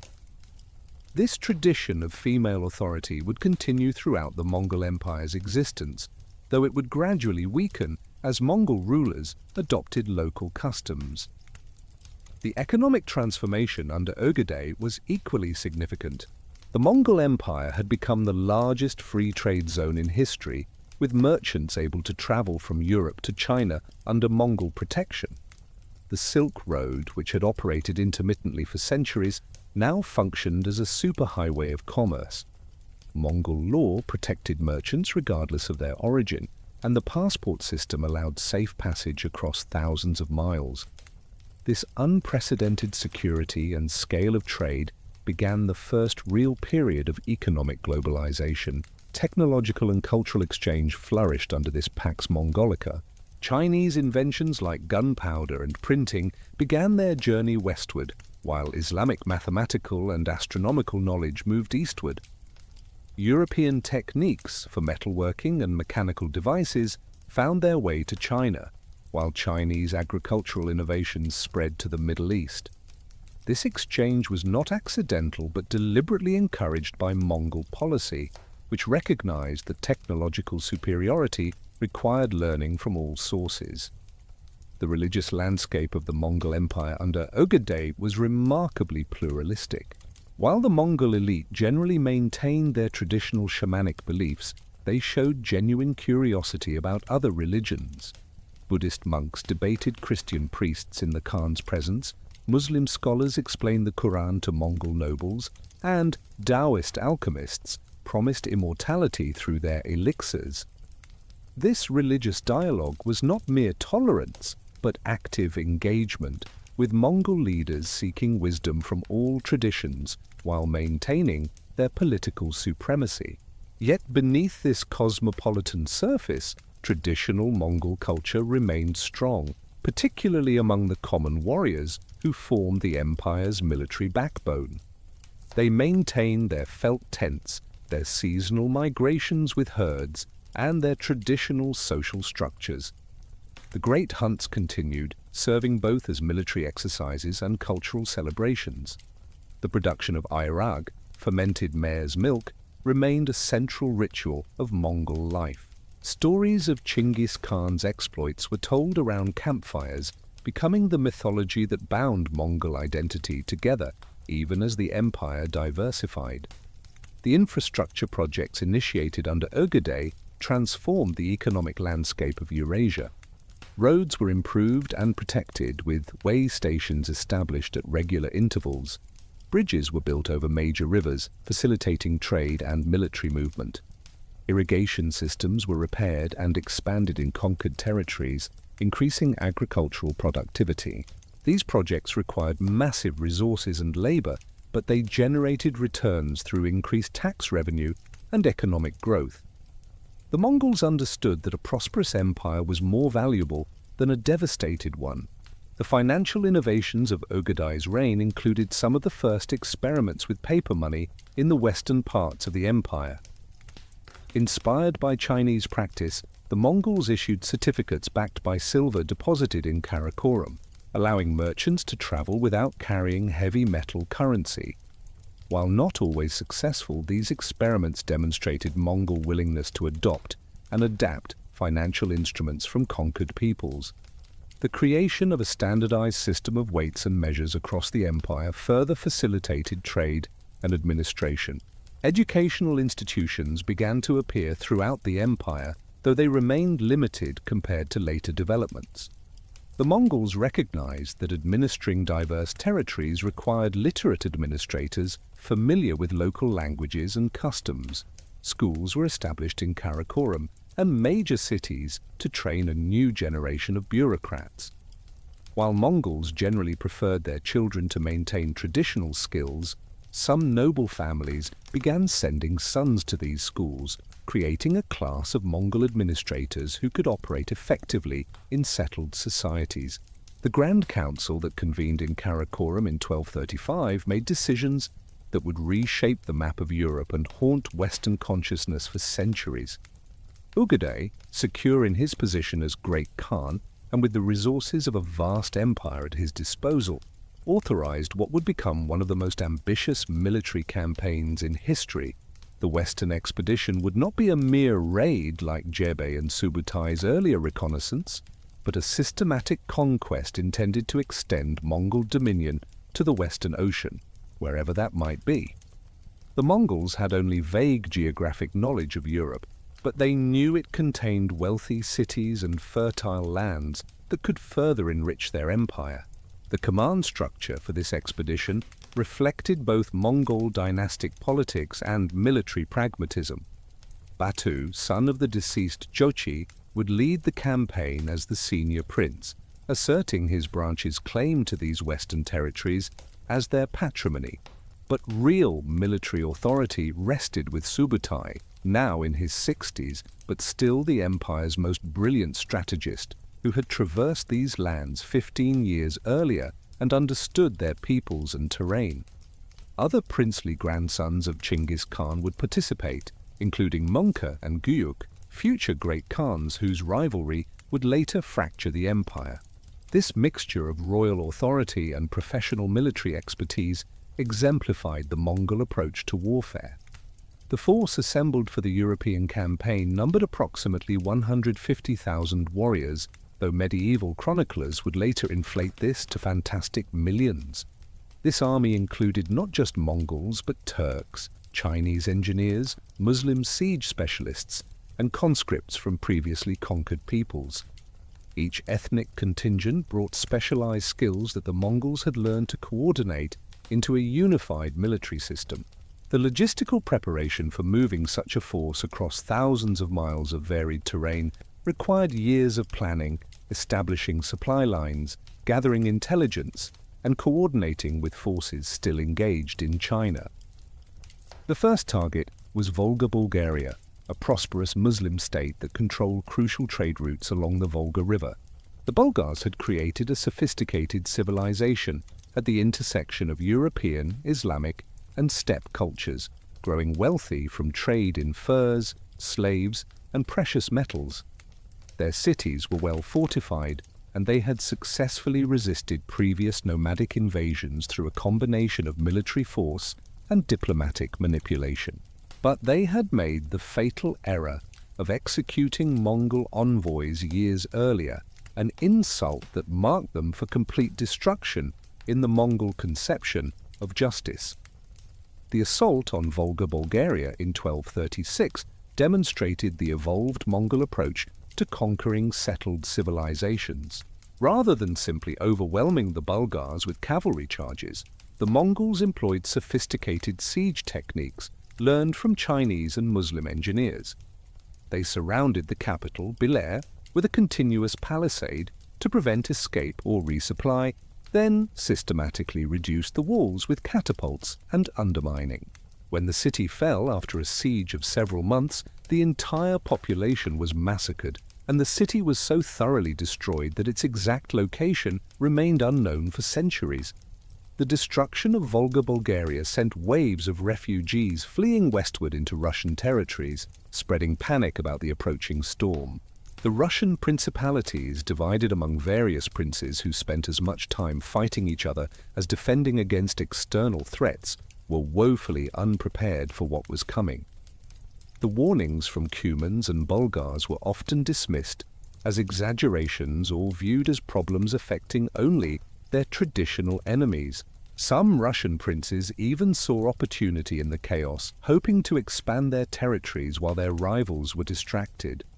The Mongol intelligence network had thoroughly mapped the political landscape of Russia, identifying the rivalries and alliances that could be exploited.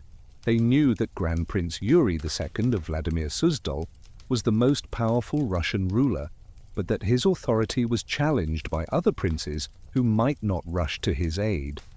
They understood that winter, which most armies avoided, would actually favor Mongol operations by freezing rivers into highways for their cavalry and preventing Russian forces from concentrating. This counterintuitive strategy of winter campaigning would catch the Russians completely off guard. The invasion of the Russian principalities began in December 1237, when rivers were frozen solid and deep snow would have immobilized conventional armies. But the Mongols, accustomed to harsh winter conditions and equipped with appropriate clothing and supplies, moved with their characteristic speed. They struck Ryazan first, appearing before its walls, while most Russians believed no army could campaign in such conditions. The Prince of Ryazan sent desperate appeals for help to neighboring principalities, but old rivalries and the shock of winter attack prevented any coordinated response. The siege of Ryazan lasted only 5 days before the walls were breached. What followed became a template for Mongol conquest of Russian cities. The population was systematically exterminated, with particular attention paid to eliminating the nobility and anyone capable of organizing future resistance. The city was then burned so thoroughly that archaeologists would later find layers of ash feet thick. Survivors who had hidden in forests returned to find not ruins, but emptiness, as if the city had been erased from existence. The psychological impact of such total destruction was precisely what the Mongols intended. From Ryazan, the Mongol forces split into multiple columns, attacking several cities simultaneously to prevent Russian forces from concentrating. Moscow, then a minor town, fell in January 1238 after a brief siege. Suzdal, one of the great centers of Russian culture with its magnificent churches and monasteries, was reduced to ashes. The Mongols showed particular brutality toward religious institutions, perhaps understanding that Orthodox Christianity was a unifying force among the divided Russian principalities. Monks and priests were killed alongside warriors, and precious religious artifacts were either destroyed or carried off as loot. Grand Prince Yuri II attempted to organize resistance, gathering forces at the Sit River to block the Mongol advance toward Novgorod, the wealthiest Russian city.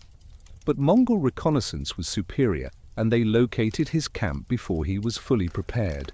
The Battle of the Sit River in March 1238 was less a battle than a massacre. The Russians, fighting in deep snow that hindered their heavy cavalry, were surrounded and systematically destroyed. Yuri himself was killed, his head sent to Batu as a trophy. The elimination of the most powerful Russian prince and his army effectively ended coordinated resistance. Yet just when Novgorod seemed doomed, the Mongols mysteriously turned back. The spring thaw had begun, turning frozen rivers into muddy torrents and solid ground into impassable marshes. The Mongols, despite their adaptability, could not effectively operate in such conditions with their horse-heavy forces. They withdrew to the southern steppes to rest, re-equip, and plan the next phase of their campaign. Novgorod, saved by geography and weather, would remain independent, though it would later submit to Mongol suzerainty and pay tribute rather than face destruction. The southern Russian principalities faced their turn in 1239 and 1240. The Mongols had used the intervening period to gather intelligence, recruit additional forces, and allow their horses to recover on the rich grasslands. The assault on southern Russia was even more methodical than the northern campaign. Pereyaslavl and Chernigov, important commercial and cultural centers, were eliminated with mechanical efficiency. The Mongols had perfected their urban destruction techniques to an art form, knowing exactly how to collapse walls, create firestorms, and prevent any survival. Kiev, the traditional capital of the Russian lands and one of Europe's largest cities, represented the ultimate prize. When Mongol envoys appeared before its walls demanding surrender, Prince Michael fled rather than face certain death or submission. The defense fell to a brave voivode named Dmitri, who organized desperate resistance despite knowing the outcome was inevitable. The siege of Kiev in December 1240 employed every technique in the Mongol arsenal. Chinese catapults hurled stones day and night, the sound reportedly so loud that conversation within the city became impossible. When the walls of Kiev were finally breached, the population made a last stand in the Church of the Tithe, the city's oldest and most sacred building. So many people crowded inside seeking divine protection that the structure collapsed from their weight, creating a grotesque tomb. The Mongols then systematically destroyed what had been one of Christianity's great cities. When papal envoy Giovanni Dapian del Carpine passed through Kiev 6 years later, he reported seeing countless skulls and bones scattered across the landscape and only 200 houses remaining of a city that had once held tens of thousands. With Russia effectively destroyed as an organized political force, the Mongols prepared for the next phase of their European campaign. They wintered in the steppes north of the Black Sea, their forces now swelled with conscripts from conquered territories and equipped with siege machines constructed by captured craftsmen. European kingdoms were aware of the catastrophe that had befallen Russia, but many viewed it as a distant problem affecting schismatic Orthodox Christians rather than Catholic Europe. This complacency would prove fatal for hundreds of thousands. The Mongol invasion route into Central Europe was carefully planned to maximize shock and prevent coordinated resistance.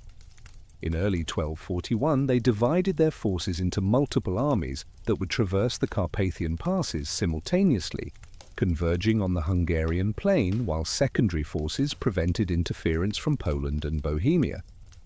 This strategic conception, coordinating multiple armies across hundreds of miles of difficult terrain, was beyond anything European military thinking had contemplated. European warfare typically involved single armies moving along predictable routes toward obvious objectives. The northern Mongol force, commanded by Princes Orda and Baidar, struck Poland first. The Polish kingdom was fragmented among various dukes who rarely cooperated except under extreme threat.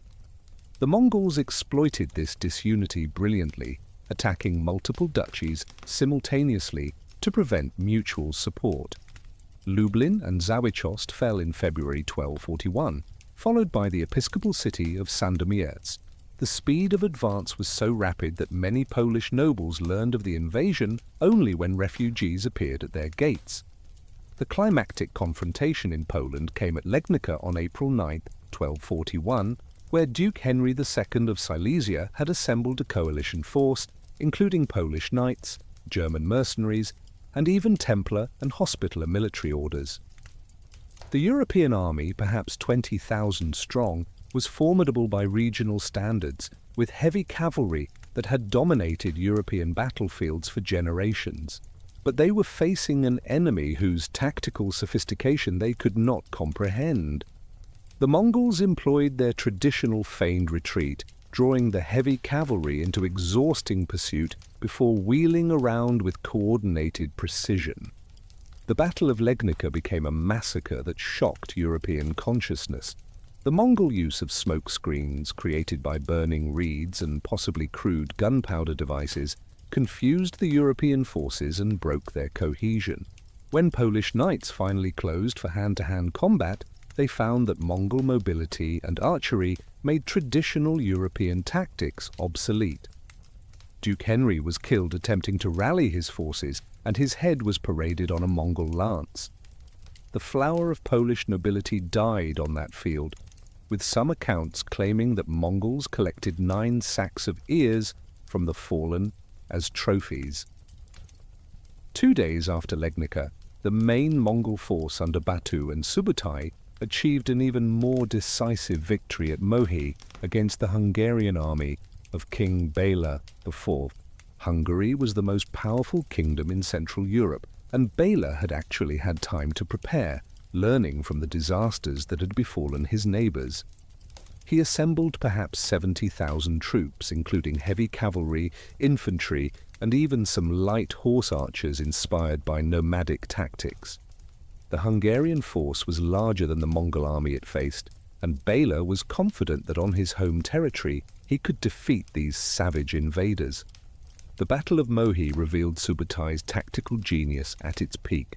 The Mongols secretly crossed the Sajo River at night, building a pontoon bridge while distracting the Hungarians with a diversionary attack at the main bridge. By dawn, Mongol forces had surrounded the Hungarian camp, but deliberately left one escape route open. When the Hungarians realized their encirclement, panic set in, and the army dissolved into a fleeing mob trying to reach the apparent safety of the open escape route. This was exactly what Subutai intended, as fleeing troops could be destroyed piecemeal without the dangerous close combat that organized resistance would require. The slaughter continued for several days as Mongol cavalry pursued fleeing Hungarians across the countryside. King Bela barely escaped with his life, fleeing to the Adriatic coast while his kingdom collapsed behind him. The Mongols then proceeded to systematically destroy Hungary over the following year, employing their standard tactics of urban annihilation and rural depopulation. The great city of Pest was burned, its population massacred or enslaved. The Hungarian plain, one of Europe's most fertile regions, was transformed into a wasteland that would take generations to recover. The psychological impact on Europe was profound and lasting. The speed and scale of Mongol victories shattered European assumptions about military superiority. The heavy cavalry that had been the dominant military force since Charlemagne proved helpless against Mongol mobility and firepower. The castles that protected European nobility were irrelevant when the Mongols simply bypassed them and destroyed everything else. The very foundation of medieval European society, based on armored knights protecting agricultural populations, had been shown to be fatally vulnerable. Religious interpretations of the Mongol invasion reflected the apocalyptic terror they inspired. Many believed these were the armies of Antichrist, the harbingers of the end times prophesied in Revelation. The name Tartar, a corruption of Tatar, was associated with Tartarus, the classical hell, reinforcing the impression that these were demonic forces. Prayers were offered across Europe for deliverance from the Mongol scourge, and religious hysteria reached fever pitch.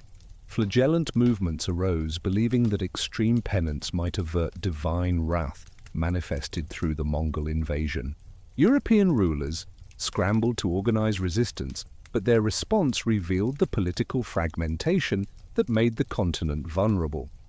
The Holy Roman Emperor, Frederick II, was locked in conflict with the Pope and could not coordinate imperial defense.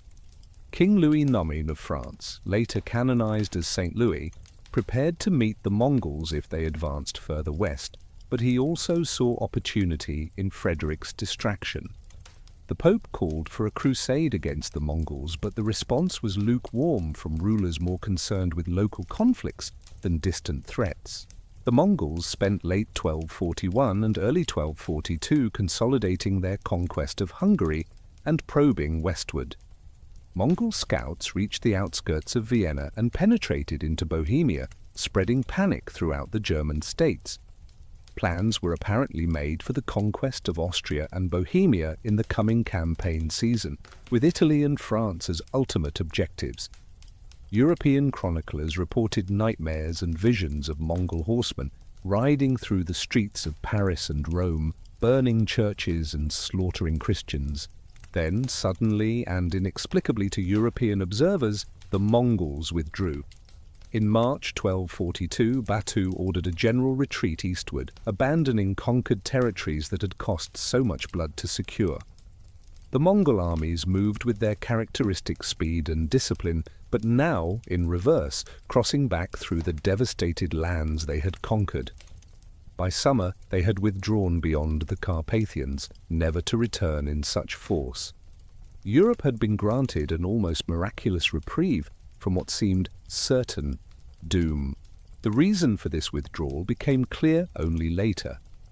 Ögedei Khan had died in December 1241, reportedly from excessive drinking during a hunting expedition. Mongol law required all princes of the blood to return to Mongolia for the Kurultai that would select the new Great Khan. Batu, as a potential candidate and major stakeholder in the succession, could not remain in Europe while the empire's future was decided. Moreover, continuing the campaign without clear authority from Karakorum would have been politically dangerous, potentially being seen as rebellion if a rival became Great Khan. The Mongol withdrawal left a devastated but relieved Europe, struggling to understand what had happened. The speed and completeness of their departure seemed as supernatural as their arrival. Some credited divine intervention, believing that prayers and penance had delivered them from destruction. Others, more pragmatic, began studying Mongol tactics and considering how European military systems needed to change. The traditional contempt for horse archers as inferior to knights had been shattered, and some rulers began incorporating light cavalry and archery into their forces. The long-term impacts of the Mongol invasion on Europe were profound, despite its relatively brief duration. The demographic catastrophe in Eastern Europe created population movements that reshaped ethnic boundaries. German settlers moved into depopulated regions of Poland and Hungary, altering the linguistic and cultural landscape. The weakness of devastated kingdoms allowed previously marginal powers to expand their influence. The psychological trauma created a lasting fear of invasion from the East that would influence European attitudes toward Asia for centuries. The economic disruption was equally significant. The destruction of major commercial centers like Kiev broke traditional trade routes, forcing merchants to find alternatives that would eventually favor Italian maritime cities. The demand for Eastern goods that could no longer flow through devastated overland routes contributed to the European search for sea routes to Asia. In this sense, the Mongol invasion indirectly spurred the age of exploration that would transform global history. The death of Ögedei Khan in December 1241 initiated a succession crisis that would fundamentally alter the trajectory of the Mongol Empire. His widow, Töregene Khatun, assumed the regency with remarkable political skill, maneuvering through the complex web of Mongol dynastic politics for 5 years before securing the election of her son, Guyuk, as Great Khan. This period of female rule, though officially temporary, demonstrated the continued importance of women in Mongol governance and the sophistication of political manipulation required to control the vast empire.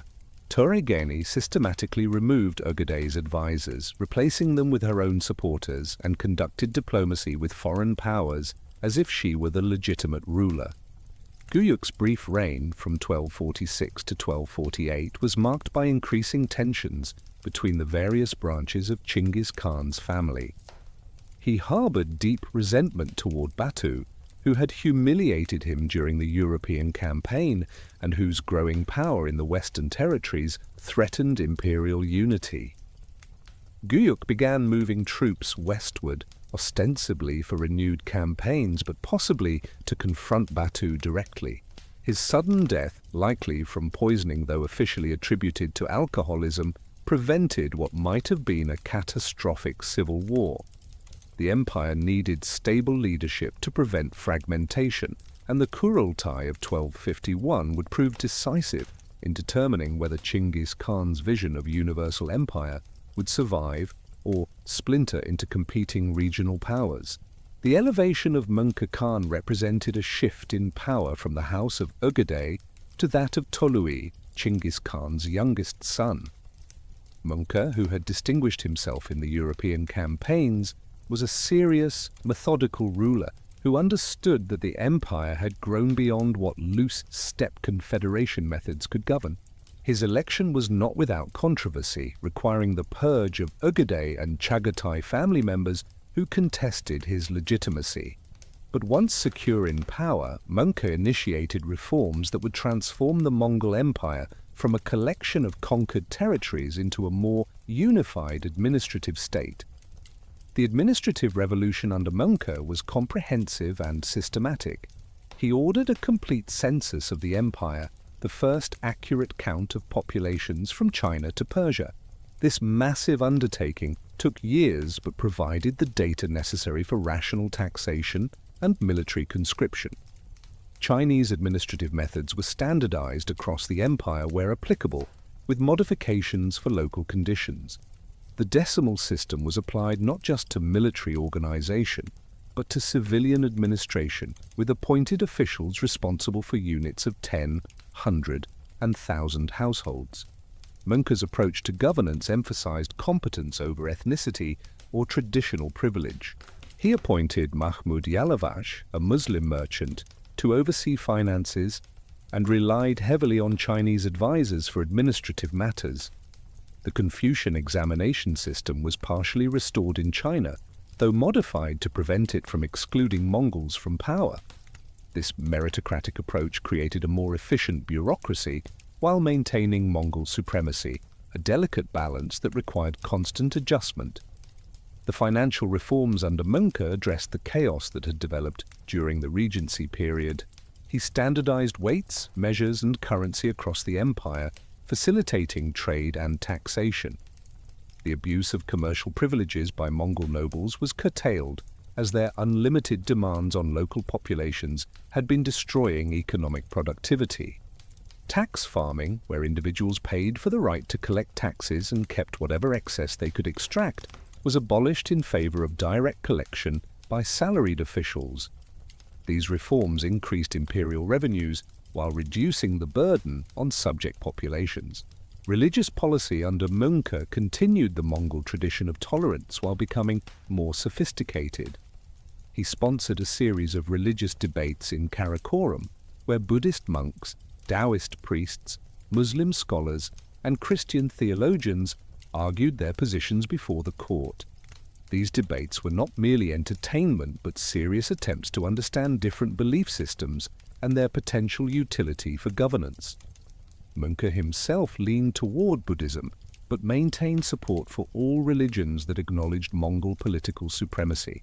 With the empire's internal administration stabilized, Möngke turned to completing the conquests his grandfather had begun. Two massive campaigns were planned, with characteristic Mongol thoroughness. Möngke himself would lead the assault on Song China, the last major Chinese dynasty maintaining independence, while his brother Hulagu would expand westward into the Islamic heartlands. These simultaneous operations, coordinated across thousands of miles, demonstrated the institutional capabilities the Mongol Empire had developed. No other power in history had possessed the administrative and logistical capacity for such coordinated continental warfare. The campaign against Song China represented the greatest military challenge the Mongols had yet faced. The Song dynasty, though it had lost northern China to the Jin centuries earlier, had developed into an economic and cultural powerhouse. Its population exceeded 60 million, its cities were the largest in the world, and its technology, particularly in metallurgy and gunpowder weapons, was the most advanced of the era. The Song navy controlled the rivers and coasts, presenting a dimension of warfare where Mongol cavalry superiority was irrelevant. Moreover, the Song territories were primarily in southern China, a landscape of rivers, mountains, and rice paddies unsuitable for traditional steppe tactics. Möngke's approach to the Song campaign showed how far Mongol military thinking had evolved. Rather than attempting direct assault, he planned a massive encirclement, with one army moving through Tibet and Yunnan to attack from the southwest, while he led the main force from the north. This strategy required conquering territories that had never been fully controlled by any Chinese dynasty, demonstrating Mongol willingness to attempt what others considered impossible. The southwestern campaign through the kingdom of Dali in modern Yunnan succeeded, but at enormous cost in men and resources. The death of Möngke Khan in 1259 during the siege of Diaoyu Castle in Sichuan created another succession crisis that would permanently alter the empire's structure. Whether he died from dysentery, wounds from Song defensive weapons, or other causes remains disputed, but his death ended the unified Mongol Empire. His brothers Kublai and Arikboke both claimed the throne, leading to a civil war that, while Kublai eventually won, established the precedent of independent Mongol Khanates pursuing their own interests rather than following central direction. Kublai Khan's victory in the civil war and his establishment as Great Khan marked a fundamental transformation in Mongol identity and governance. Unlike his predecessors who had maintained their steppe customs while ruling a multi-ethnic empire, Kublai embraced Chinese civilization wholesale. He moved the capital from Karakoram to Beijing, adopted Chinese court ceremonies, and presented himself as a traditional Chinese emperor as much as a Mongol Khan. This sinification was not merely personal preference, but a calculated decision that conquering China required becoming Chinese in meaningful ways. The final conquest of the Song dynasty took another 20 years after Möngke's death, requiring innovations in naval warfare that seemed impossible for a people who had originated in landlocked steppes. Kublai recruited Korean and Chinese shipbuilders, Muslim naval engineers, and even captured Song sailors to create a Mongol navy. The decisive Battle of Yamen in 1279, where the last Song resistance was crushed in a massive naval engagement, symbolized how completely the Mongols had transcended their nomadic origins. The boy emperor of the Song drowned when a loyal official jumped into the sea carrying him, ending a dynasty that had ruled parts or all of China for 3 centuries. The establishment of the Yuan dynasty represented Kublai's attempt to legitimate Mongol rule through Chinese political philosophy. He adopted the Chinese dynastic name Yuan, meaning origin, suggesting a new beginning rather than foreign conquest. The administrative structure combined Mongol military organization with Chinese bureaucratic traditions, though ethnic hierarchies were strictly maintained. Mongols occupied the highest positions, followed by Central Asian Muslims, Northern Chinese, and finally southern Chinese, who had resisted longest.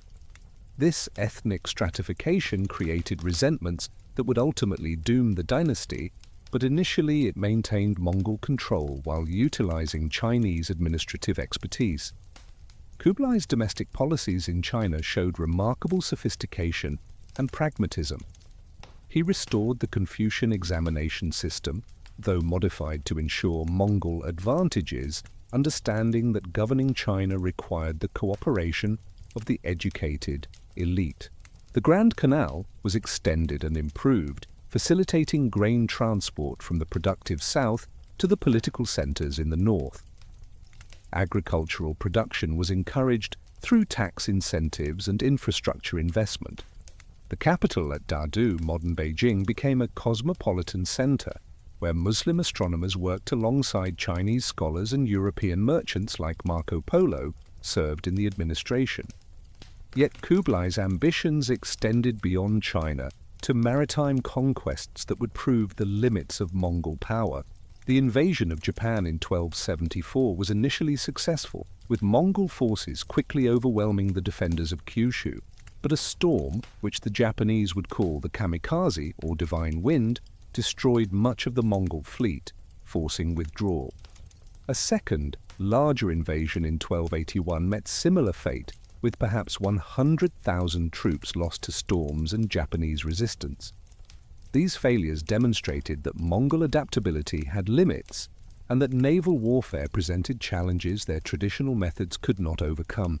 The attempts to conquer Southeast Asia met with mixed results that further illustrated the constraints on Mongol expansion. The invasion of Vietnam succeeded in capturing major cities, but guerrilla resistance in jungles where Mongol cavalry was useless, and tropical diseases that decimated troops from temperate climates forced withdrawal. Burma was partially conquered, but could never be effectively controlled. Java was invaded in 1293, but internal politics and terrain again prevented lasting conquest. These failures in tropical maritime environments showed that the Mongol military system, despite its adaptability, was ultimately designed for continental warfare in temperate zones. While Kublai struggled with maritime expansion, his brother Hulagu had established the Ilkhanate in Persia and Mesopotamia, creating another center of Mongol power that would profoundly influence Islamic civilization. The destruction of Baghdad in 1258 had ended the Abbasid Caliphate that had nominally led the Islamic world for 5 centuries. The last caliph was rolled in a carpet and trampled by horses, a death that avoided shedding royal blood while ensuring no succession. The destruction of Baghdad's libraries and irrigation systems was so complete that a city which had been among the world's largest would never fully recover its former significance. Yet the Ilkhanate quickly evolved from destroyer to patron of Persian Islamic culture. Hulagu and his successors recognized that governing sophisticated urban populations required more than military force. They patronized scholars, poets, and artists, creating a cultural flowering that combined Mongol, Persian, and Islamic traditions. The observatory at Marageh, established by the astronomer Nasir al-Din al-Tusi, became a center of scientific advancement that influenced both Islamic and eventually European astronomy. Persian miniature painting reached new heights under Mongol patronage, developing distinctive styles that merged Chinese and Islamic artistic traditions. The religious evolution of the Ilkhanate illustrated Mongol cultural adaptability. While Hulagu himself remained a Buddhist with Christian sympathies, his successors gradually converted to Islam, recognizing that legitimate rule in Persia required embracing the majority faith. This conversion was not merely superficial but involved genuine engagement with Islamic law and philosophy. The Ilkhan Ghazan, who converted in 1295, became a reformer who used Islamic principles to justify administrative changes that strengthened the state while protecting peasants from exploitation. The relationship between the various Mongol Khanates during this period of maximum extent revealed both the empire's strength and inherent contradictions. while nominally acknowledging the Great Khan in China, the Ilkhanate in Persia, the Golden Horde in Eastern Europe, and the Chagatai Khanate in Central Asia functioned as independent states with often conflicting interests. The Ilkhanate and Golden Horde fought over control of the Caucasus, despite both being ruled by descendants of Genghis Khan. These conflicts demonstrated that Mongol unity, always fragile, could not survive the pressures of governing vast, diverse territories. The cultural and religious policies across the Mongol Empire during its zenith showed remarkable variation and sophistication. In China, Kublai patronized Buddhism and Taoism while maintaining Confucian administrative structures. In Persia, the Ilkhans gradually embraced Islam while preserving Mongol military traditions. In Russia, the Golden Horde allowed Orthodox Christianity to flourish while collecting tribute through local princes. This flexibility in cultural and religious matters, combined with political dominance, created conditions for unprecedented cultural exchange and synthesis. The economic integration achieved by the Mongol Empire at its height was extraordinary. The Silk Road functioned as a genuine transcontinental highway where merchants could travel from Venice to Beijing under Mongol protection. The Pax Mongolica, despite being established through horrific violence, created conditions for peaceful exchange that enriched all participants. Italian merchants established permanent communities in Chinese cities, while Chinese technologies like printing and gunpowder began their westward journey. Muslim mathematicians and astronomers worked in Chinese observatories, while Chinese agricultural techniques spread to the Middle East. The technological transfer facilitated by Mongol rule would have profound historical consequences. Gunpowder weapons, developed in China but refined through Mongol patronage, would eventually transform warfare globally. Printing technology, moving westward along Mongol trade routes, would contribute to the European Renaissance and Reformation. Navigation techniques, astronomical knowledge, and mathematical concepts flowed in all directions, creating a genuine medieval globalization that preceded and enabled later European expansion. The administrative innovations of the Mongol Empire at its zenith influenced governance systems across Eurasia for centuries. The concept of religious tolerance as state policy, revolutionary in an age of religious warfare, provided models for later multi-ethnic empires. The use of paper money, standardized weights and measures, and commercial law that transcended ethnic boundaries created precedents for modern economic systems. The postal relay system demonstrated the possibility of rapid communication across continental distances, inspiring similar systems in other empires. Yet even at its height, the Mongol Empire contained the seeds of its own fragmentation. The adoption of local cultures by Mongol elites, necessary for effective governance, gradually eroded the common identity that held the empire together. The conversion of different branches to different religions created ideological conflicts that military force could not resolve. The vast distances involved made coordinated action increasingly difficult as local rulers developed their own interests.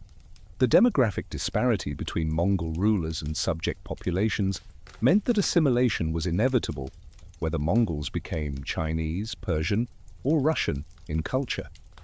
The Yuan dynasty in China, despite Kublai's efforts to maintain Mongol distinctiveness, showed clear signs of Sinification by the 1290s. Mongol nobles adopted Chinese names, practiced Chinese customs, and intermarried with Chinese elites despite official prohibitions. The traditional Mongol skills of horsemanship and archery declined among the aristocracy living in Chinese cities.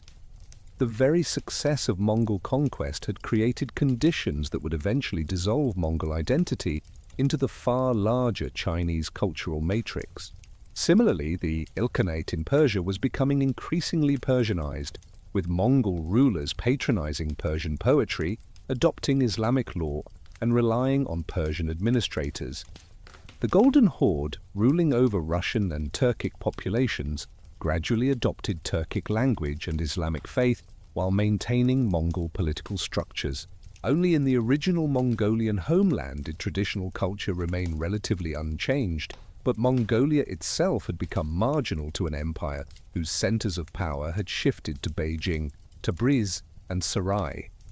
The establishment of Mongol dominion across the breadth of Eurasia created something unprecedented in human history: a single political authority controlling the entire length of the Silk Road, from the Mediterranean approaches to the Pacific Ocean.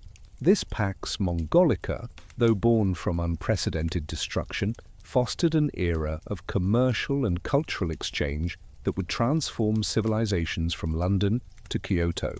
For perhaps the first and last time before the modern era, a merchant could travel from the Black Sea to the Yellow Sea under the protection of a single legal system, using a single passport, and with reasonable confidence of completing the journey alive and with profits intact. The security that Mongol rule provided to merchants was not accidental, but a deliberate policy rooted in steppe traditions and imperial necessity. Genghis Khan had established severe penalties for robbery and assault on traders, understanding that commerce was the lifeblood of empire. His successors elaborated these protections into sophisticated commercial law that transcended religious and ethnic boundaries. A Muslim merchant from Damascus could seek justice in a Mongol court in Kanbalik against a Chinese debtor, and expect fair treatment based on established legal principles rather than ethnic favoritism or religious prejudice. The passport system, known as the paisa, was a golden or silver tablet bearing inscriptions in multiple languages that guaranteed the bearer safe passage and assistance throughout Mongol territories. These documents were more than simple travel permits. They were backed by the full authority of the Khan, and interfering with someone carrying a paisa was punishable by death. Merchants, diplomats, and other authorized travelers could requisition horses, food, and lodging at the relay stations that dotted the empire. This system transformed long-distance travel from a desperate adventure into a manageable, if still challenging, business proposition. The Ortak, or merchant associations that operated under Mongol protection, became the first truly multinational corporations. These partnerships, often combining Muslim capital, Chinese goods, and Mongol political connections, operated on a scale previously impossible. An Ortak might purchase silk in Hangzhou, transport it across Central Asia, and sell it in Kaffa on the Black Sea, with partners and agents in dozens of cities along the route. The Mongols themselves often invested in these ventures, creating a fusion of political and commercial power that anticipated later European trading companies. The volume of trade that flowed along these protected routes was staggering by medieval standards. Chinese silk, porcelain, and tea moved westward in quantities that transformed them from extreme luxuries to goods accessible to the moderately wealthy. Islamic textiles, scientific instruments, and books traveled eastward, introducing new technologies and ideas to Chinese civilization. European amber, furs, and eventually silver flowed into Asian markets, while Asian spices, precious stones, and manufactured goods returned. This was not merely an expansion of existing trade patterns, but a qualitative transformation in the scale and nature of international commerce. Yet the Silk Road carried more than material goods. It became a highway for the transmission of ideas, technologies, and diseases that would reshape human civilization. The Mongol Empire, despite its origins in violent conquest, created conditions for intellectual exchange that surpassed anything achieved by more culturally sophisticated empires. Mongol rulers, generally illiterate themselves in the first generations, showed remarkable openness to learning from conquered peoples and facilitating exchange between different traditions of knowledge. The movement of scholars, craftsmen, and religious figures across the empire created unprecedented opportunities for cultural synthesis. Chinese engineers worked on irrigation projects in Persia, bringing techniques developed over millennia in the Yellow River Valley to the arid plateaus of Iran.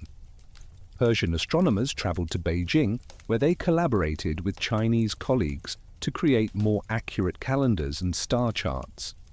European craftsmen, captured or recruited during the Western campaigns, introduced new metallurgical techniques to Chinese workshops, This was not simply diffusion but active collaboration, creating innovations that none of these traditions could have achieved in isolation. The transmission of gunpowder technology westward along Mongol trade routes would ultimately revolutionize warfare and enable European global expansion. While the Chinese had used gunpowder for centuries, primarily for fireworks and primitive flame weapons, it was under Mongol patronage that true artillery began to develop. The Mongols, always eager for military advantages, encouraged experimentation with gunpowder weapons, employing Chinese engineers to develop better formulae and Muslim mathematicians to calculate trajectories. By the late 13th century, primitive cannons were being used in Mongol armies, and knowledge of their construction was spreading along trade routes. The transfer was not simply technical, but included the conceptual framework for understanding and improving gunpowder weapons. Chinese alchemical texts were translated into Persian and Arabic, where Islamic scholars with their advanced chemistry could refine and improve formulae. From the Islamic world, this knowledge passed to Europe through various channels, including captured weapons, refugee craftsmen, and espionage.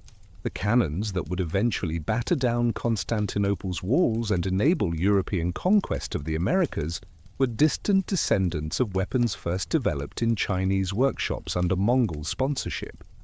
Printing technology followed a similar but more complex path of transmission and transformation. The Chinese had developed both block printing and movable type centuries before Gutenberg, but these technologies remained largely confined to East Asia. Under Mongol rule, printed materials began moving westward, initially as curiosities and trade goods. Buddhist texts printed in China appeared in Ilkhanid Persia, where Muslim scholars marveled at the ability to produce identical copies of complex texts. The concept of mechanical reproduction of writing, revolutionary in societies where every book was a unique handwritten artifact, began to percolate through Islamic and eventually European consciousness. The actual adoption of printing in the West was not direct imitation, but creative adaptation. European craftsmen, learning of printing through examples and descriptions carried by merchants and travelers, developed their own solutions using alphabetic rather than ideographic scripts. The wine press was adapted to become the printing press, and metal type replaced the ceramic and wooden type used in China. Yet the fundamental concept that writing could be mechanically reproduced was transmitted through the Mongol commercial network, contributing to the intellectual revolution that would transform European society. Mathematical and astronomical knowledge flowed in multiple directions along Mongol trade routes, creating a genuinely global scientific community for the first time. The decimal number system and the concept of zero, developed in India and refined in the Islamic world, spread to China and Europe through Mongol-facilitated exchange. Chinese astronomical observations accumulated over millennia reached Islamic observatories where they were incorporated into increasingly accurate models of celestial motion. Islamic trigonometry and algebra moved eastward, influencing Chinese mathematical traditions. European scholars, though initially peripheral to this exchange, eventually gained access to this accumulated knowledge through translations and direct contact. The observatory at Maragay in the Ilkhanate became a crucial node in this scientific network. Established by Nasir al-Din al-Tusi with Mongol patronage, it attracted scholars from China, India, Syria, and Byzantium. The library contained texts in Arabic, Persian, Chinese, and Syriac, creating opportunities for comparative study impossible elsewhere. The astronomical models developed at Maragay, particularly Tusi's device for converting circular motion to linear motion, would later influence Copernicus through Byzantine Greek translations. This was not simply preservation of ancient knowledge, but active research that advanced human understanding of the cosmos. Medical knowledge similarly benefited from Mongol-facilitated exchange. Chinese diagnostic techniques, including pulse diagnosis and acupuncture, were introduced to Islamic medical traditions that had preserved and expanded Greek and Roman knowledge. Islamic surgical techniques and pharmaceutical preparations moved eastward to China. The Canon of Medicine by Ibn Sina, translated into multiple languages, became a standard medical text from England to China. Mongol rulers, concerned with their own health and that of their subjects as taxpayers, actively encouraged medical exchange, sometimes forcibly relocating physicians to share their knowledge. Religious missions under Mongol protection created another channel for cultural exchange, though with unexpected consequences. The Mongol tradition of religious tolerance, rooted in shamanic beliefs that all religions might possess useful spiritual power, created unprecedented opportunities for missionary activity. Nestorian Christians, long established in Central Asia, gained access to China and Mongolia proper. Catholic missions, authorized by the Pope and protected by Mongol law, established churches in Beijing and other Chinese cities. Buddhist monks traveled freely to the west, establishing temples in Ilkhanid, Persia. Islamic missionaries moved through Central Asia into China and the western Mongol Khanates.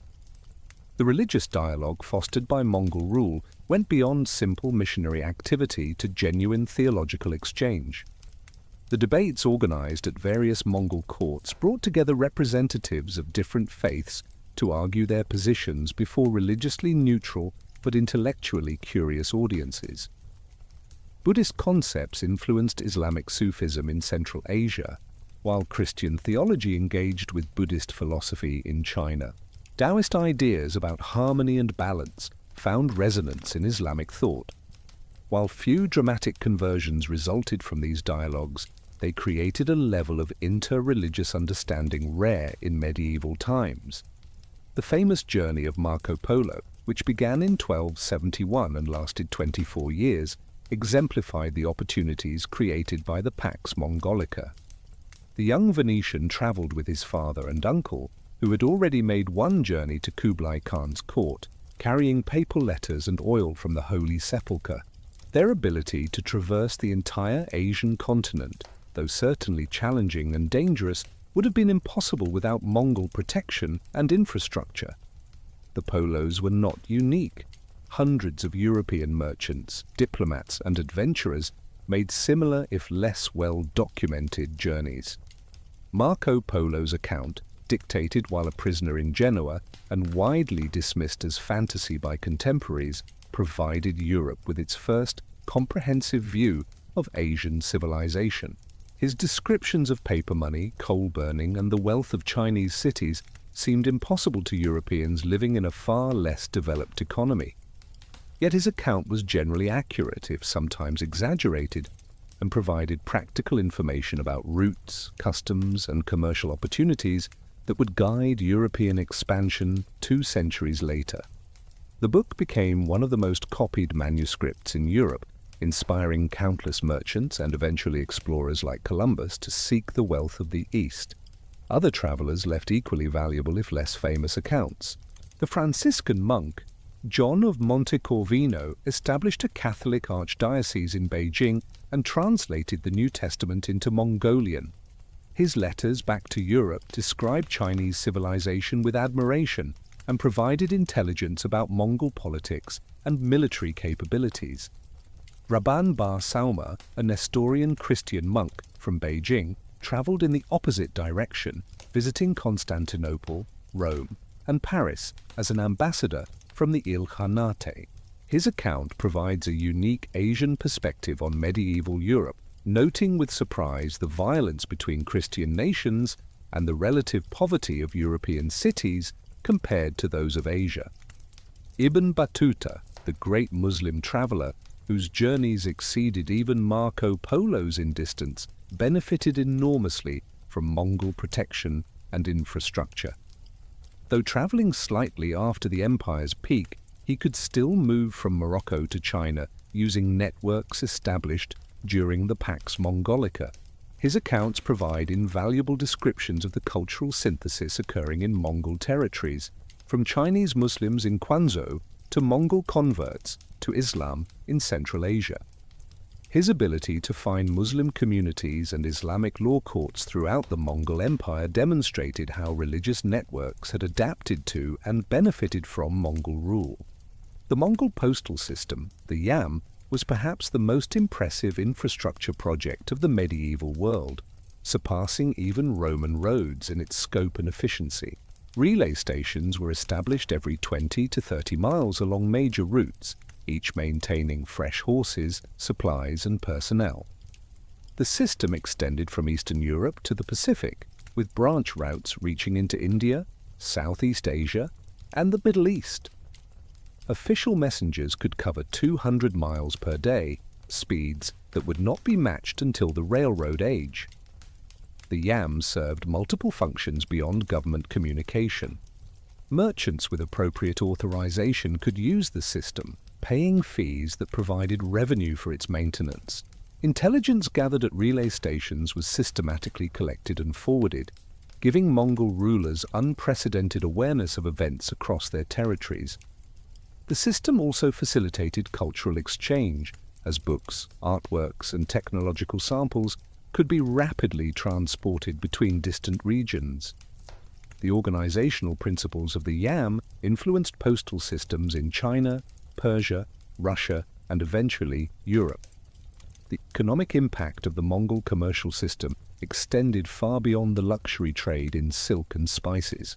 The security of trade routes and standardization of commercial practices reduced transaction costs dramatically, making previously uneconomical trades profitable. Bulk goods like grain, timber, and metals began moving over longer distances.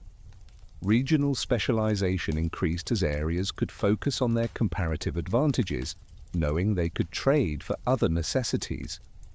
The concept of credit instruments that could be redeemed thousands of miles from their origin transformed finance, creating primitive international banking. The Mongol Empire's silver-based monetary system created the first global currency standard. Silver, whether in Chinese taels, Islamic dirhams, or European marks, was accepted throughout Mongol territories at predictable exchange rates. This monetary stability, combined with commercial law enforcement, made long-term contracts and investments possible across cultural boundaries. The economic integration achieved under Mongol rule would not be matched again until the 19th century age of imperialism, and in some respects not until 20th century globalization. Agricultural and technological innovations spread rapidly through the Mongol commercial network. New crops moved along trade routes, with Central Asian melons reaching China, Chinese vegetables arriving in Persia, and Persian agricultural techniques transforming Central Asian oases. The three-field system of crop rotation spread from Europe into Western Asia. Chinese techniques for hydraulic engineering transformed irrigation in arid regions. The moldboard plough, windmills, and watermills spread across Eurasia. These agricultural improvements increased population carrying capacity, enabling urbanization and specialization. Artistic exchange under Mongol rule created new synthetic styles that enriched all participating traditions.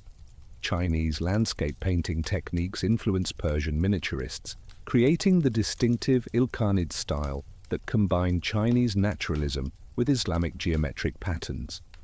Islamic calligraphy and geometric designs appeared in Chinese mosques and Yuan dynasty decorative arts. European techniques for depicting human figures influenced Buddhist art in Central Asia. Mongol patronage, unconstrained by traditional aesthetic rules, encouraged experimentation and fusion that produced genuinely innovative art forms. The textile trade under Mongol protection went beyond simple exchange to create new products and techniques. Chinese silk weavers learned Islamic patterns and color combinations, producing textiles specifically for Western markets. Central Asian felt makers incorporated Chinese and Persian designs. European wool reached Asian markets where it was rewoven with silk to create new hybrid fabrics. The famous cloth of gold, combining silk and gold thread, developed from techniques shared between Chinese and Islamic weavers. These innovations in textile production would influence fashion and trade for centuries. Culinary exchange along the Silk Road transformed eating habits across Eurasia. Mongol-facilitated trade brought Chinese noodles westward, where they would eventually become Italian pasta, distillation techniques moved from the Islamic world to China and Europe, revolutionizing both medicine and alcohol production. Spices moved not just as trade goods, but with knowledge of their cultivation and use, transforming cuisines globally. The Mongol tradition of fermented mare's milk influenced dairy processing techniques across their empire. Tea culture spread from China throughout Asia and eventually to Europe, creating new social rituals and trade patterns. Yet the same interconnection that facilitated beneficial exchange also enabled devastating pandemic disease transmission. The Black Death, originating probably in Central Asian rodent populations, spread along Mongol trade routes with unprecedented speed. The disease reached Crimean ports by 1346, carried by merchants and soldiers moving along the Silk Road. From there, Genoese ships carried it to Europe, where it killed perhaps 1/3 of the population. The pandemic also devastated Middle Eastern and North African populations and may have contributed to the weakening and eventual collapse of Mongol rule in China. The unified Mongol Empire that Genghis Khan had forged and his immediate successors had maintained was already a fiction by the 1260s, though the pretense of unity under the Great Khan in China would persist for several more decades.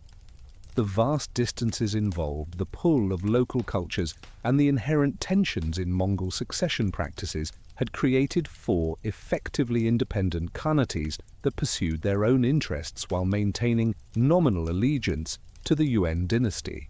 The Golden Horde controlled the western steppes and Russia, the Ilkhanate ruled Persia and Mesopotamia, the Chagatai Khanate dominated Central Asia, and the Yuan dynasty governed China and Mongolia. Each developed its own character, adapted to local conditions, and gradually lost the common Mongol identity that had made unified action possible. The conflict between Kublai Khan and Möngke for supreme power had established a precedent of civil war that would plague the Mongol world for generations. While Kublai eventually prevailed, his authority outside East Asia was largely ceremonial. The Western Khanates acknowledged him as Great Khan, but ignored his directives when they conflicted with local interests. The enormous wealth generated by controlling China allowed Kublai to maintain the fiction of supremacy through lavish gifts to other Mongol rulers, but this was tribute in reverse, the center paying the periphery for nominal loyalty rather than extracting resources from subordinate territories. The Golden Horde, established by Batu and his brothers in the western steppes, developed into a unique synthesis of Mongol, Turkic, and eventually Islamic traditions.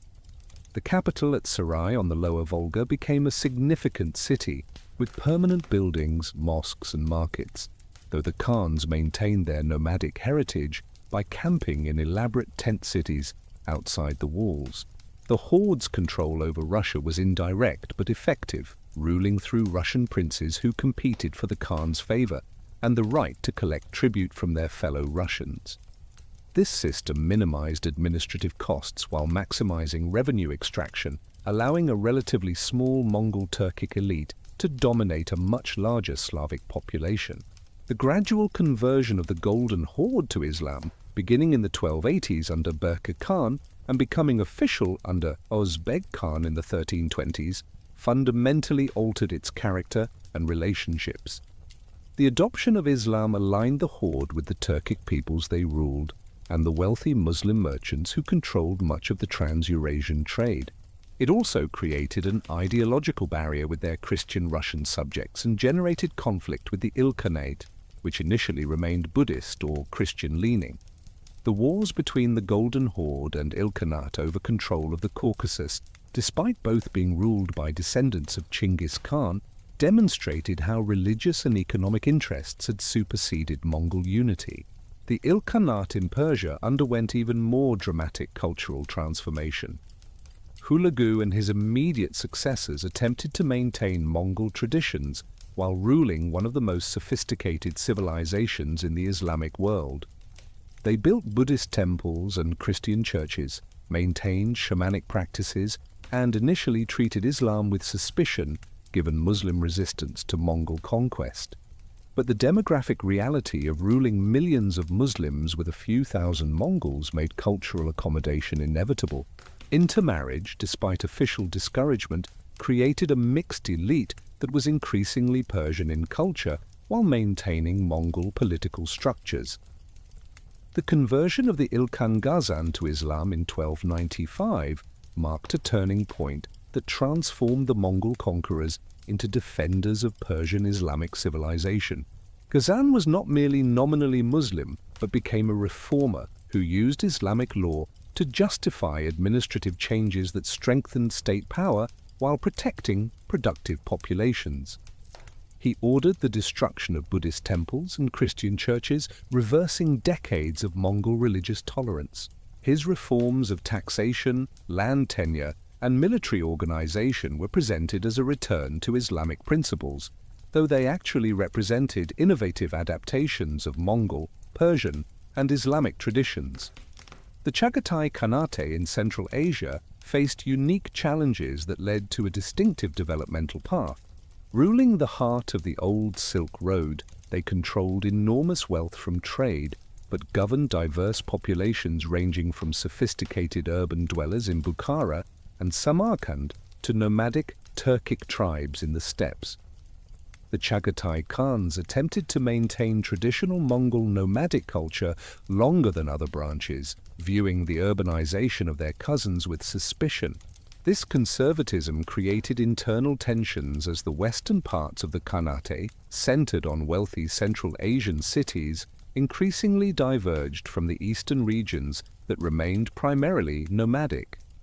The division of the Chagatai Khanate into western and eastern branches by the 1340s reflected these irreconcilable differences. The western Chagatai realm, controlling the great trading cities, became increasingly Islamicized and urbanized, with Mongol rulers becoming indistinguishable from Turkic Muslim sultans. The eastern Khanate, later known as Mogolistan, attempted to preserve nomadic traditions, but became increasingly marginalized as trade routes shifted and agricultural regions became more valuable than pastures.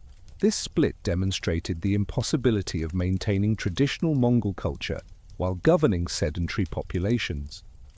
The Yuan dynasty in China faced different but equally serious challenges to Mongol identity. Kublai Khan had attempted to maintain ethnic hierarchy with Mongols at the apex, but the demographic disparity was overwhelming. Perhaps 300,000 Mongols attempted to rule over 60 million Chinese, a ratio that made assimilation inevitable despite legal prohibitions on intermarriage and cultural mixing. Young Mongol nobles raised in Chinese palaces knew more about Confucian classics than steppe traditions. The traditional skills of horsemanship and archery atrophied among an aristocracy that preferred Chinese poetry and painting. The succession crises that plagued the Yuan dynasty after Kublai's death in 1294 revealed how thoroughly Mongol political culture had been corrupted by Chinese palace intrigue. Between 1294 and 1333, 9 different emperors ruled, most for only a few years before being overthrown or assassinated. The traditional Mongol Kurultai gave way to palace coups and bureaucratic manipulation. Empress dowagers and eunuchs, institutions alien to Mongol tradition, became power brokers.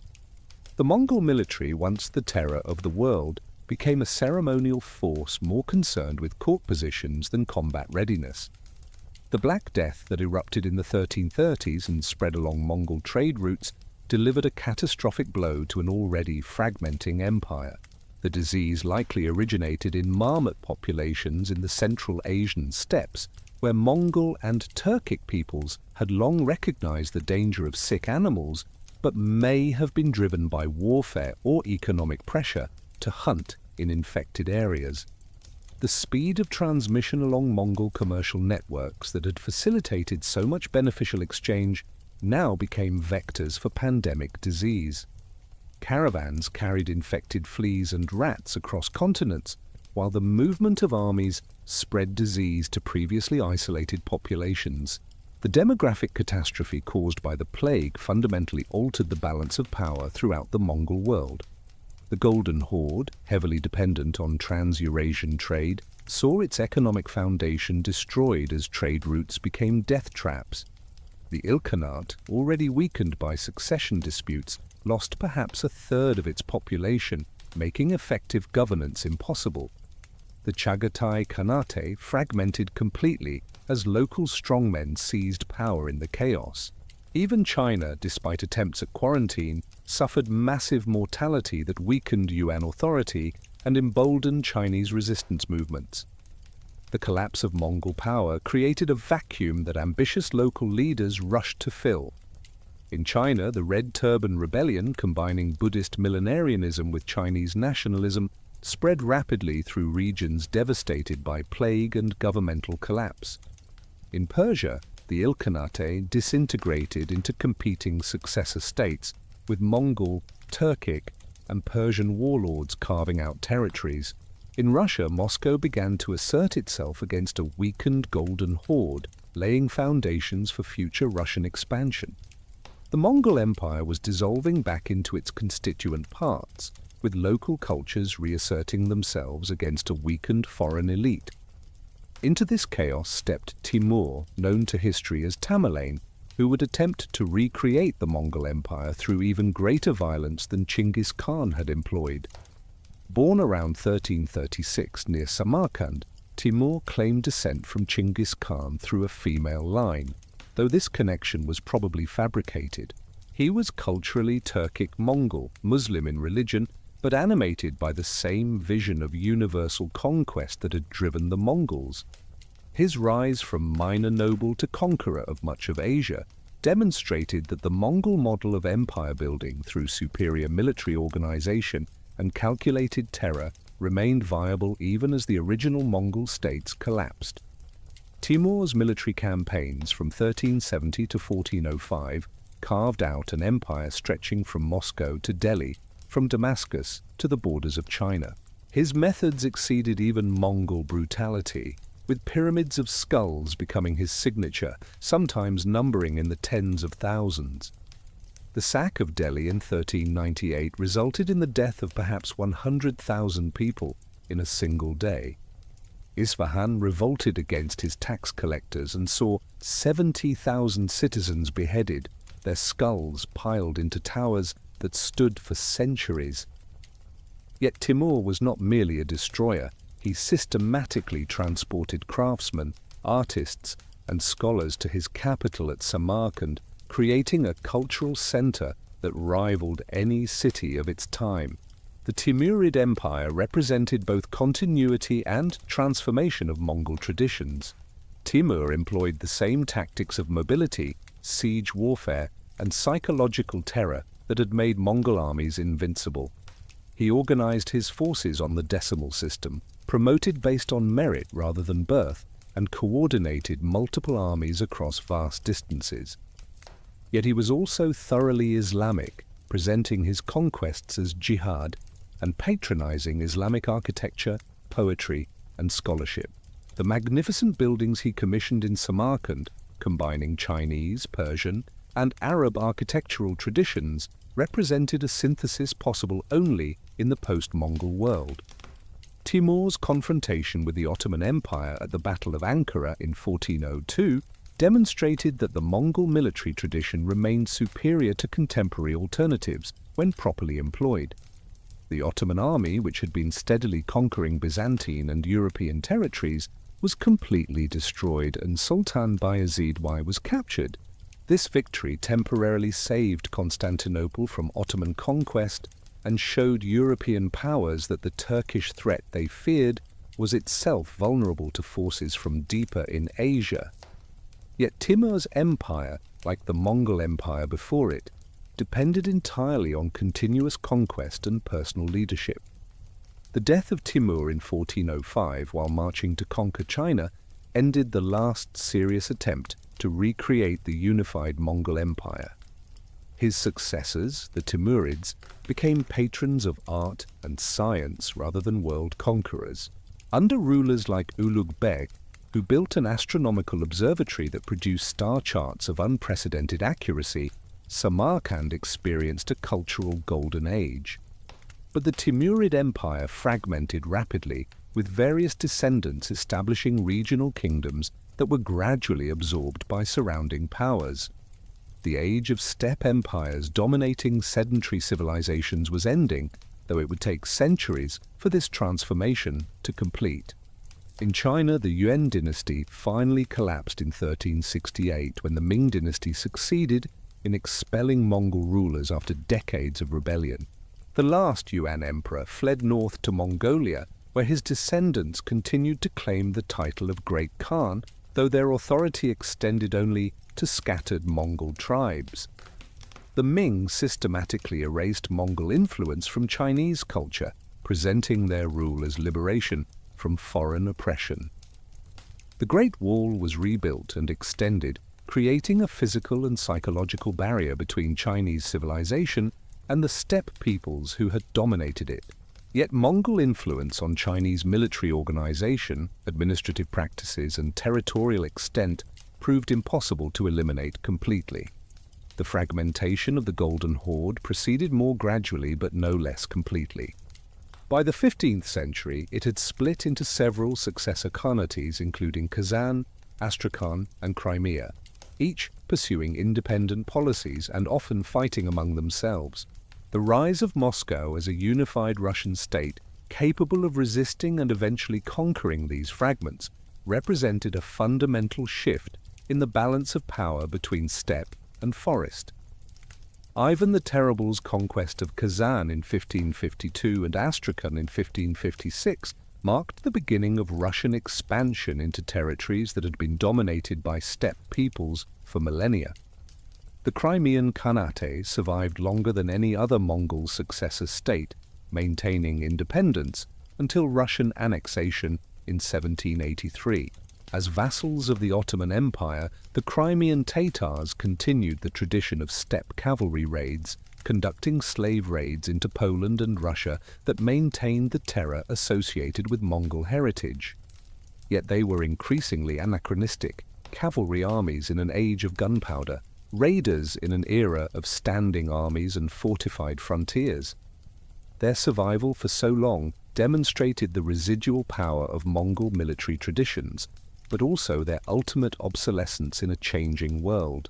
The Ilkhanate's dissolution in the 1330s created a complex mosaic of successor states in Persia and Mesopotamia.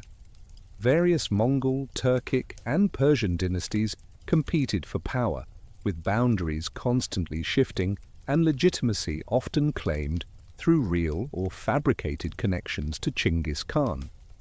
The eventual reunification of Persia under the Safavids in the 16th century represented the triumph of Persian Shia Islam over Mongol political traditions. Though Mongol influence on Persian military organization and administrative practices persisted, the title Khan continued to be used by rulers across the region, testament to the prestige that Mongol heritage retained even after political power had vanished. In Central Asia, the western Chagatai realm was eventually absorbed by the Timurid Empire and its successors, while the eastern portion persisted as Mogolistan until the 17th century. The gradual sedentarization of nomadic populations, the shift of trade routes to maritime paths, and the expansion of gunpowder empires from all directions squeezed the traditional nomadic lifestyle into ever smaller regions. The Mongol-descended Mughal Empire in India, founded by Babur, a descendant of both Genghis Khan and Timur, represented a final transformation, where Mongol heritage became purely genealogical rather than cultural, with thoroughly Persianized rulers governing a Hindu-Muslim synthesis civilization. The decline of Mongol power was not uniform but followed different trajectories in different regions, shaped by local conditions and competing forces. In some areas, Mongol elites were absorbed into local populations, their genealogies providing legitimacy but their culture disappearing. In others, populations claiming Mongol descent maintained distinct identities but lost political power. The Hazaras of Afghanistan, Mongol in appearance but Shia Muslim and Persian-speaking, represented one evolutionary path. The Kalmyks, who migrated from Mongolia to the Volga region, maintaining Buddhist faith and Mongol language, but becoming subjects of the Russian Empire, represented another. The transformation of warfare in the gunpowder age rendered traditional Mongol military advantages obsolete. Firearms negated the superiority of horse archery, fortifications designed to resist cannon made swift conquest impossible, and standing professional armies replaced the seasonal mobilization of nomadic warriors. The logistics of gunpowder warfare, requiring workshops, foundries, and supply chains, favored sedentary states over nomadic confederations. The Mongols had adopted gunpowder weapons, but they could not compete with states that could produce them industrially. The Mongol Empire vanished as a political entity, but its impact on human civilization proved indelible, woven into the genetic, cultural, and institutional fabric of Eurasia in ways that continue to shape the modern world. The demographic catastrophe of Mongol conquest, which may have reduced global population by as much as 11%, created changes in population distribution and ethnic composition that persist 8 centuries later. Entire peoples disappeared from history, cities that had existed for millennia were erased, and regions that had been densely populated became empty grasslands that would take centuries to recover. Yet this destruction also created spaces for new peoples to emerge, migrations that reshaped the ethnic map of continents, and cultural syntheses that could not have occurred without the violent erasure of previous boundaries. The genetic legacy of Mongol expansion can be traced in the DNA of hundreds of millions of people across Eurasia today.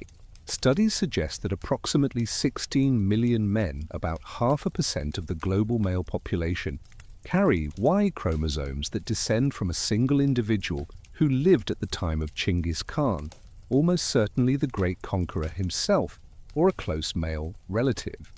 This represents not just personal reproductive success, but a systematic pattern where Mongol elites took multiple wives and concubines from conquered populations while eliminating local male elites who might have competed for reproductive opportunities.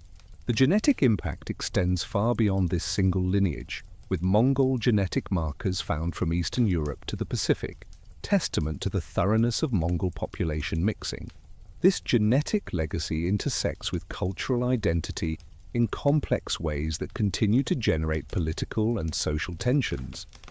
In Central Asia, claiming descent from Genghis Khan remained a source of political legitimacy into the 20th century, with Soviet ethnographers documenting elaborate genealogies that connected local elites to the Great Khan.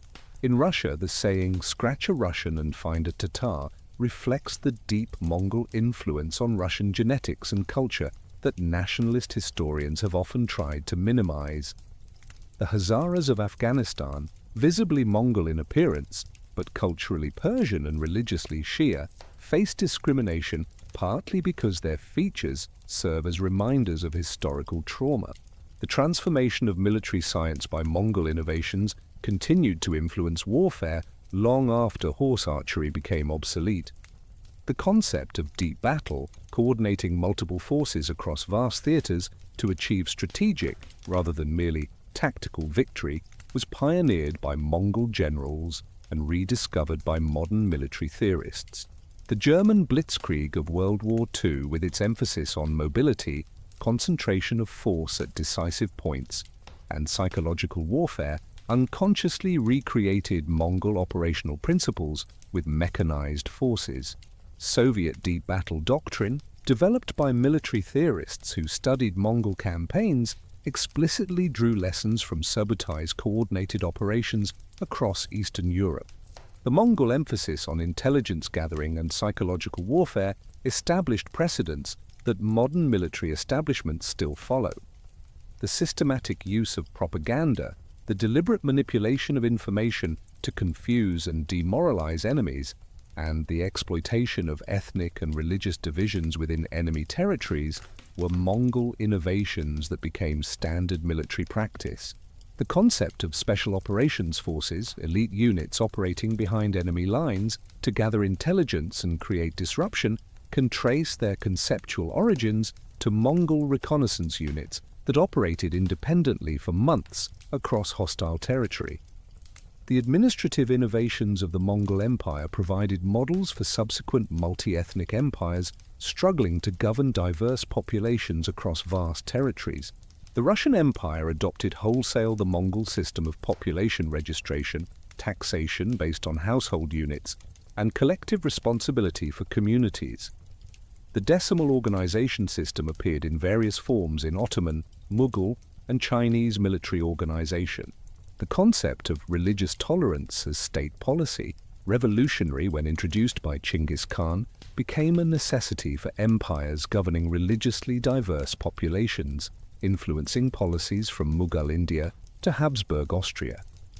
The Mongol contribution to economic globalization extended beyond creating secure trade routes to establishing institutions and practices that enabled long-distance commerce. The Ortak merchant associations pioneered organizational structures that would later appear in European trading companies. The use of paper money backed by state authority, successfully implemented in Mongol China though failing elsewhere, demonstrated possibilities that would only be fully realized centuries later. The concept of commercial law that transcended ethnic and religious boundaries, enforced by state power rather than community sanctions, created precedents for international commercial law. Modern Mongolia occupies a unique position as both heir to and victim of the Mongol Empire's legacy. The nation of 3 million people, landlocked between Russia and China, struggles to maintain independence and cultural identity while sitting on vast mineral resources that attract international attention.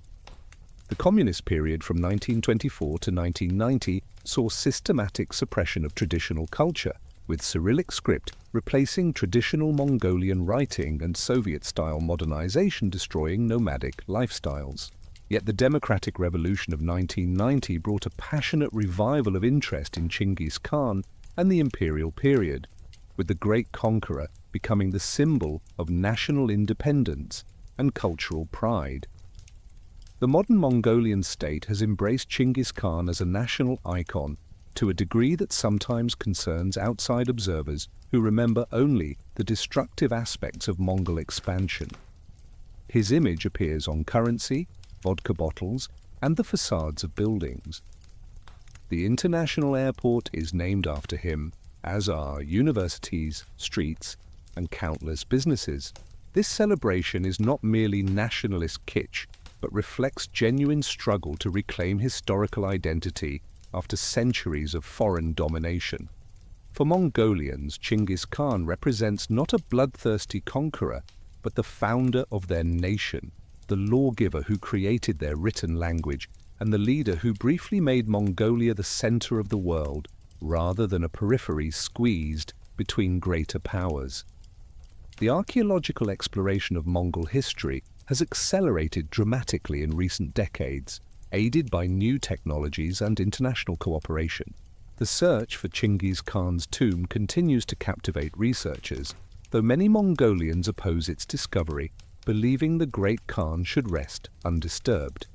Excavations of cities destroyed by Mongol conquest have revealed the scale of destruction but also the sophistication of civilizations that were erased. The discovery of the Mongol capital at Karakorum showed a cosmopolitan city with architectural influences from across Eurasia, challenging stereotypes of Mongols as purely nomadic destroyers. The reassessment of Mongol history by modern scholars has moved beyond simplistic narratives of barbarism versus civilization to recognize the complex transformative impact of Mongol conquest. Environmental historians note that Mongol depopulation of agricultural regions allowed forests to regenerate, temporarily reducing atmospheric carbon dioxide and possibly contributing to the Little Ice Age. Economic historians credit the Mongols with creating the first global economy, enabling the transfer of technologies and ideas that would fuel later development. Cultural historians emphasize the synthetic civilizations that emerged from Mongol-facilitated mixing, from Mughal India to Safavid Persia to Ming China. The role of climate change in both enabling and ending Mongol expansion has become a focus of recent research. Tree ring data suggests that the early 13th century saw unusually favorable conditions on the Mongolian steppes, with increased rainfall producing abundant grass that could support the large horse herds necessary for conquest. Conversely, climate deterioration in the 14th century may have contributed to the empire's fragmentation, with reduced carrying capacity on the steppes undermining the economic foundation of Mongol power. These findings suggest that the Mongol Empire was not merely the product of human agency, but of environmental conditions that created a unique historical window. The Mongol impact on the development of firearms and gunpowder warfare, long underappreciated, has been recognized as crucial to the military revolution that would enable European global expansion. The Mongols not only transmitted gunpowder technology from China to Europe, but also demonstrated the tactical possibilities of combining traditional and innovative weapon systems. The cannon that breached Constantinople's walls in 1453 were operated by Hungarian engineers who had learned their craft in the Mongol tradition. The firearms that Spanish conquistadors used to destroy the Aztec and Inca empires were descendants of weapons first deployed by Mongol armies. The influence of Mongol-transmitted technologies on the European Renaissance deserves greater recognition than traditionally accorded. Printing technology, reaching Europe through Mongol trade networks, enabled the intellectual revolution that challenged medieval certainties. Navigation techniques, including the compass and celestial observation methods transmitted from China, enabled the age of exploration. Mathematical concepts, particularly algebra and decimal notation, moving from the Islamic world through Mongol networks, provided tools for scientific revolution. The Mongol Empire served as the unconscious midwife of European modernization. The comparison between Mongol expansion and European colonialism reveals both parallels and crucial differences that illuminate the nature of imperial power. Both involved relatively small populations dominating vast territories through military superiority and administrative innovation. Both facilitated cultural exchange while maintaining ethnic hierarchies.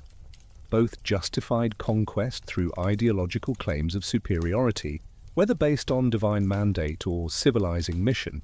Yet the Mongol Empire, despite its origins in terrifying violence, showed greater religious tolerance and cultural adaptability than European empires that proclaimed humanitarian motives.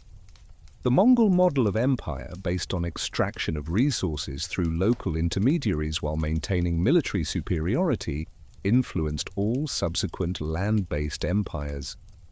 The Qing dynasty that conquered China in the 17th century explicitly modeled itself on Mongol precedents, maintaining dual administration systems for Chinese and Inner Asian territories. The Russian Empire expanded across Siberia using methods pioneered by Mongols, including collective responsibility, tribute extraction, and co-opting local elites. Even the British Raj in India, though arriving by sea rather than steppe, employed similar indirect rule through local princes that Mongols had perfected centuries earlier. The psychological impact of Mongol conquest created cultural traumas that shaped national identities across Eurasia. In Russia, the Mongol yoke became central to narratives of national suffering and eventual triumph, justifying both autocratic rule as necessary for defense and expansion as preemptive security. In China, the humiliation of conquest by barbarians fueled both Ming isolationism and later nationalist movements. In the Islamic world, the destruction of Baghdad and the end of the Abbasid Caliphate created a crisis of confidence that some argue continues to influence Islamic political thought. In Europe, the Mongol terror contributed to apocalyptic thinking and religious extremism, while also spurring military innovation and political consolidation. The modern Chinese government's treatment of Mongol history reflects continuing sensitivity about conquest and legitimacy.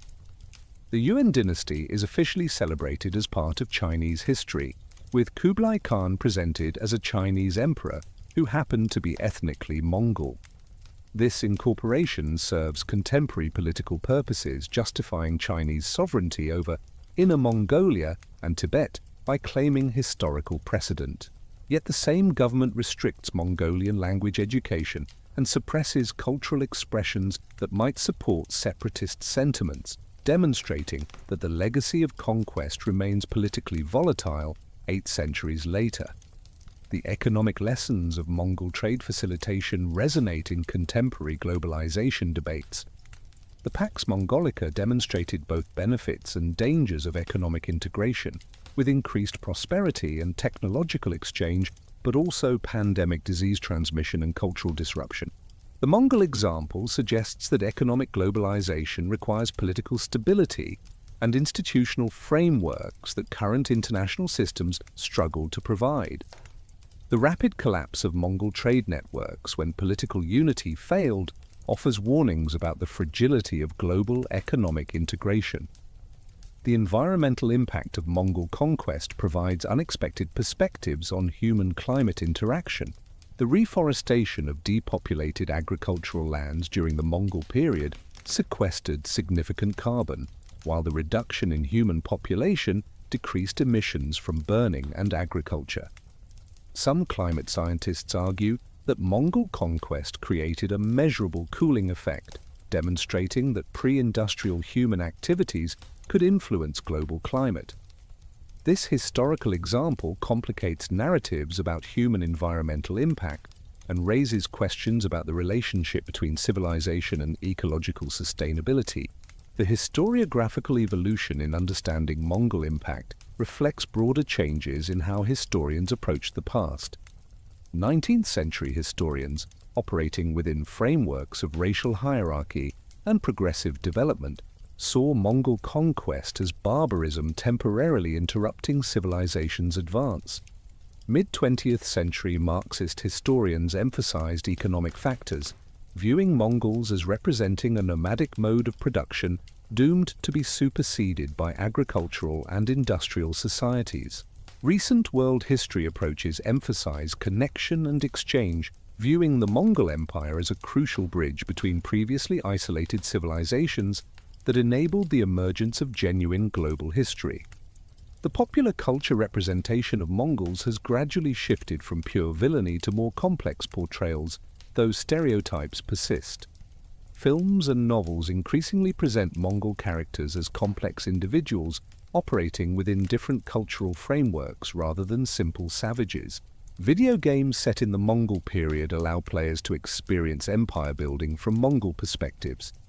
These popular culture products, while often historically inaccurate, reflect growing recognition that Mongol history involves more than destruction, that understanding different civilizational perspectives enriches rather than threatens contemporary identity. The lessons of Mongol military success remain relevant in an age of asymmetric warfare and rapid technological change. The Mongol ability to adopt and synthesize different military traditions, to coordinate operations across vast distances, and to achieve strategic objectives through psychological as well as physical operations provides models for modern military thinkers. The Mongol demonstration that technological superiority alone does not guarantee victory, that organization, intelligence, and adaptability matter more than specific weapon systems, challenges assumptions about military power in any era.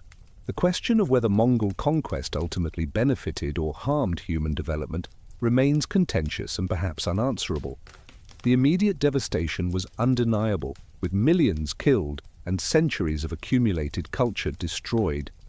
Yet the long-term effects included technological transfer that accelerated development, cultural synthesis that enriched all participating civilizations, and global integration that laid foundations for modernity. The Mongol Empire forced humanity to become genuinely global, breaking down isolation that had allowed civilizations to develop independently, but also limited their potential. Whether this forcing was worth its terrible cost depends on moral frameworks and counterfactual assumptions that historians cannot definitively resolve. The Mongol Empire stands as history's most successful experiment in world conquest, achieving a scope and scale that no subsequent power has matched. From horseback, using weapons that would seem primitive today, Mongol warriors conquered civilizations that considered themselves the pinnacle of human achievement. They created conditions for global exchange that would not be matched until the industrial age.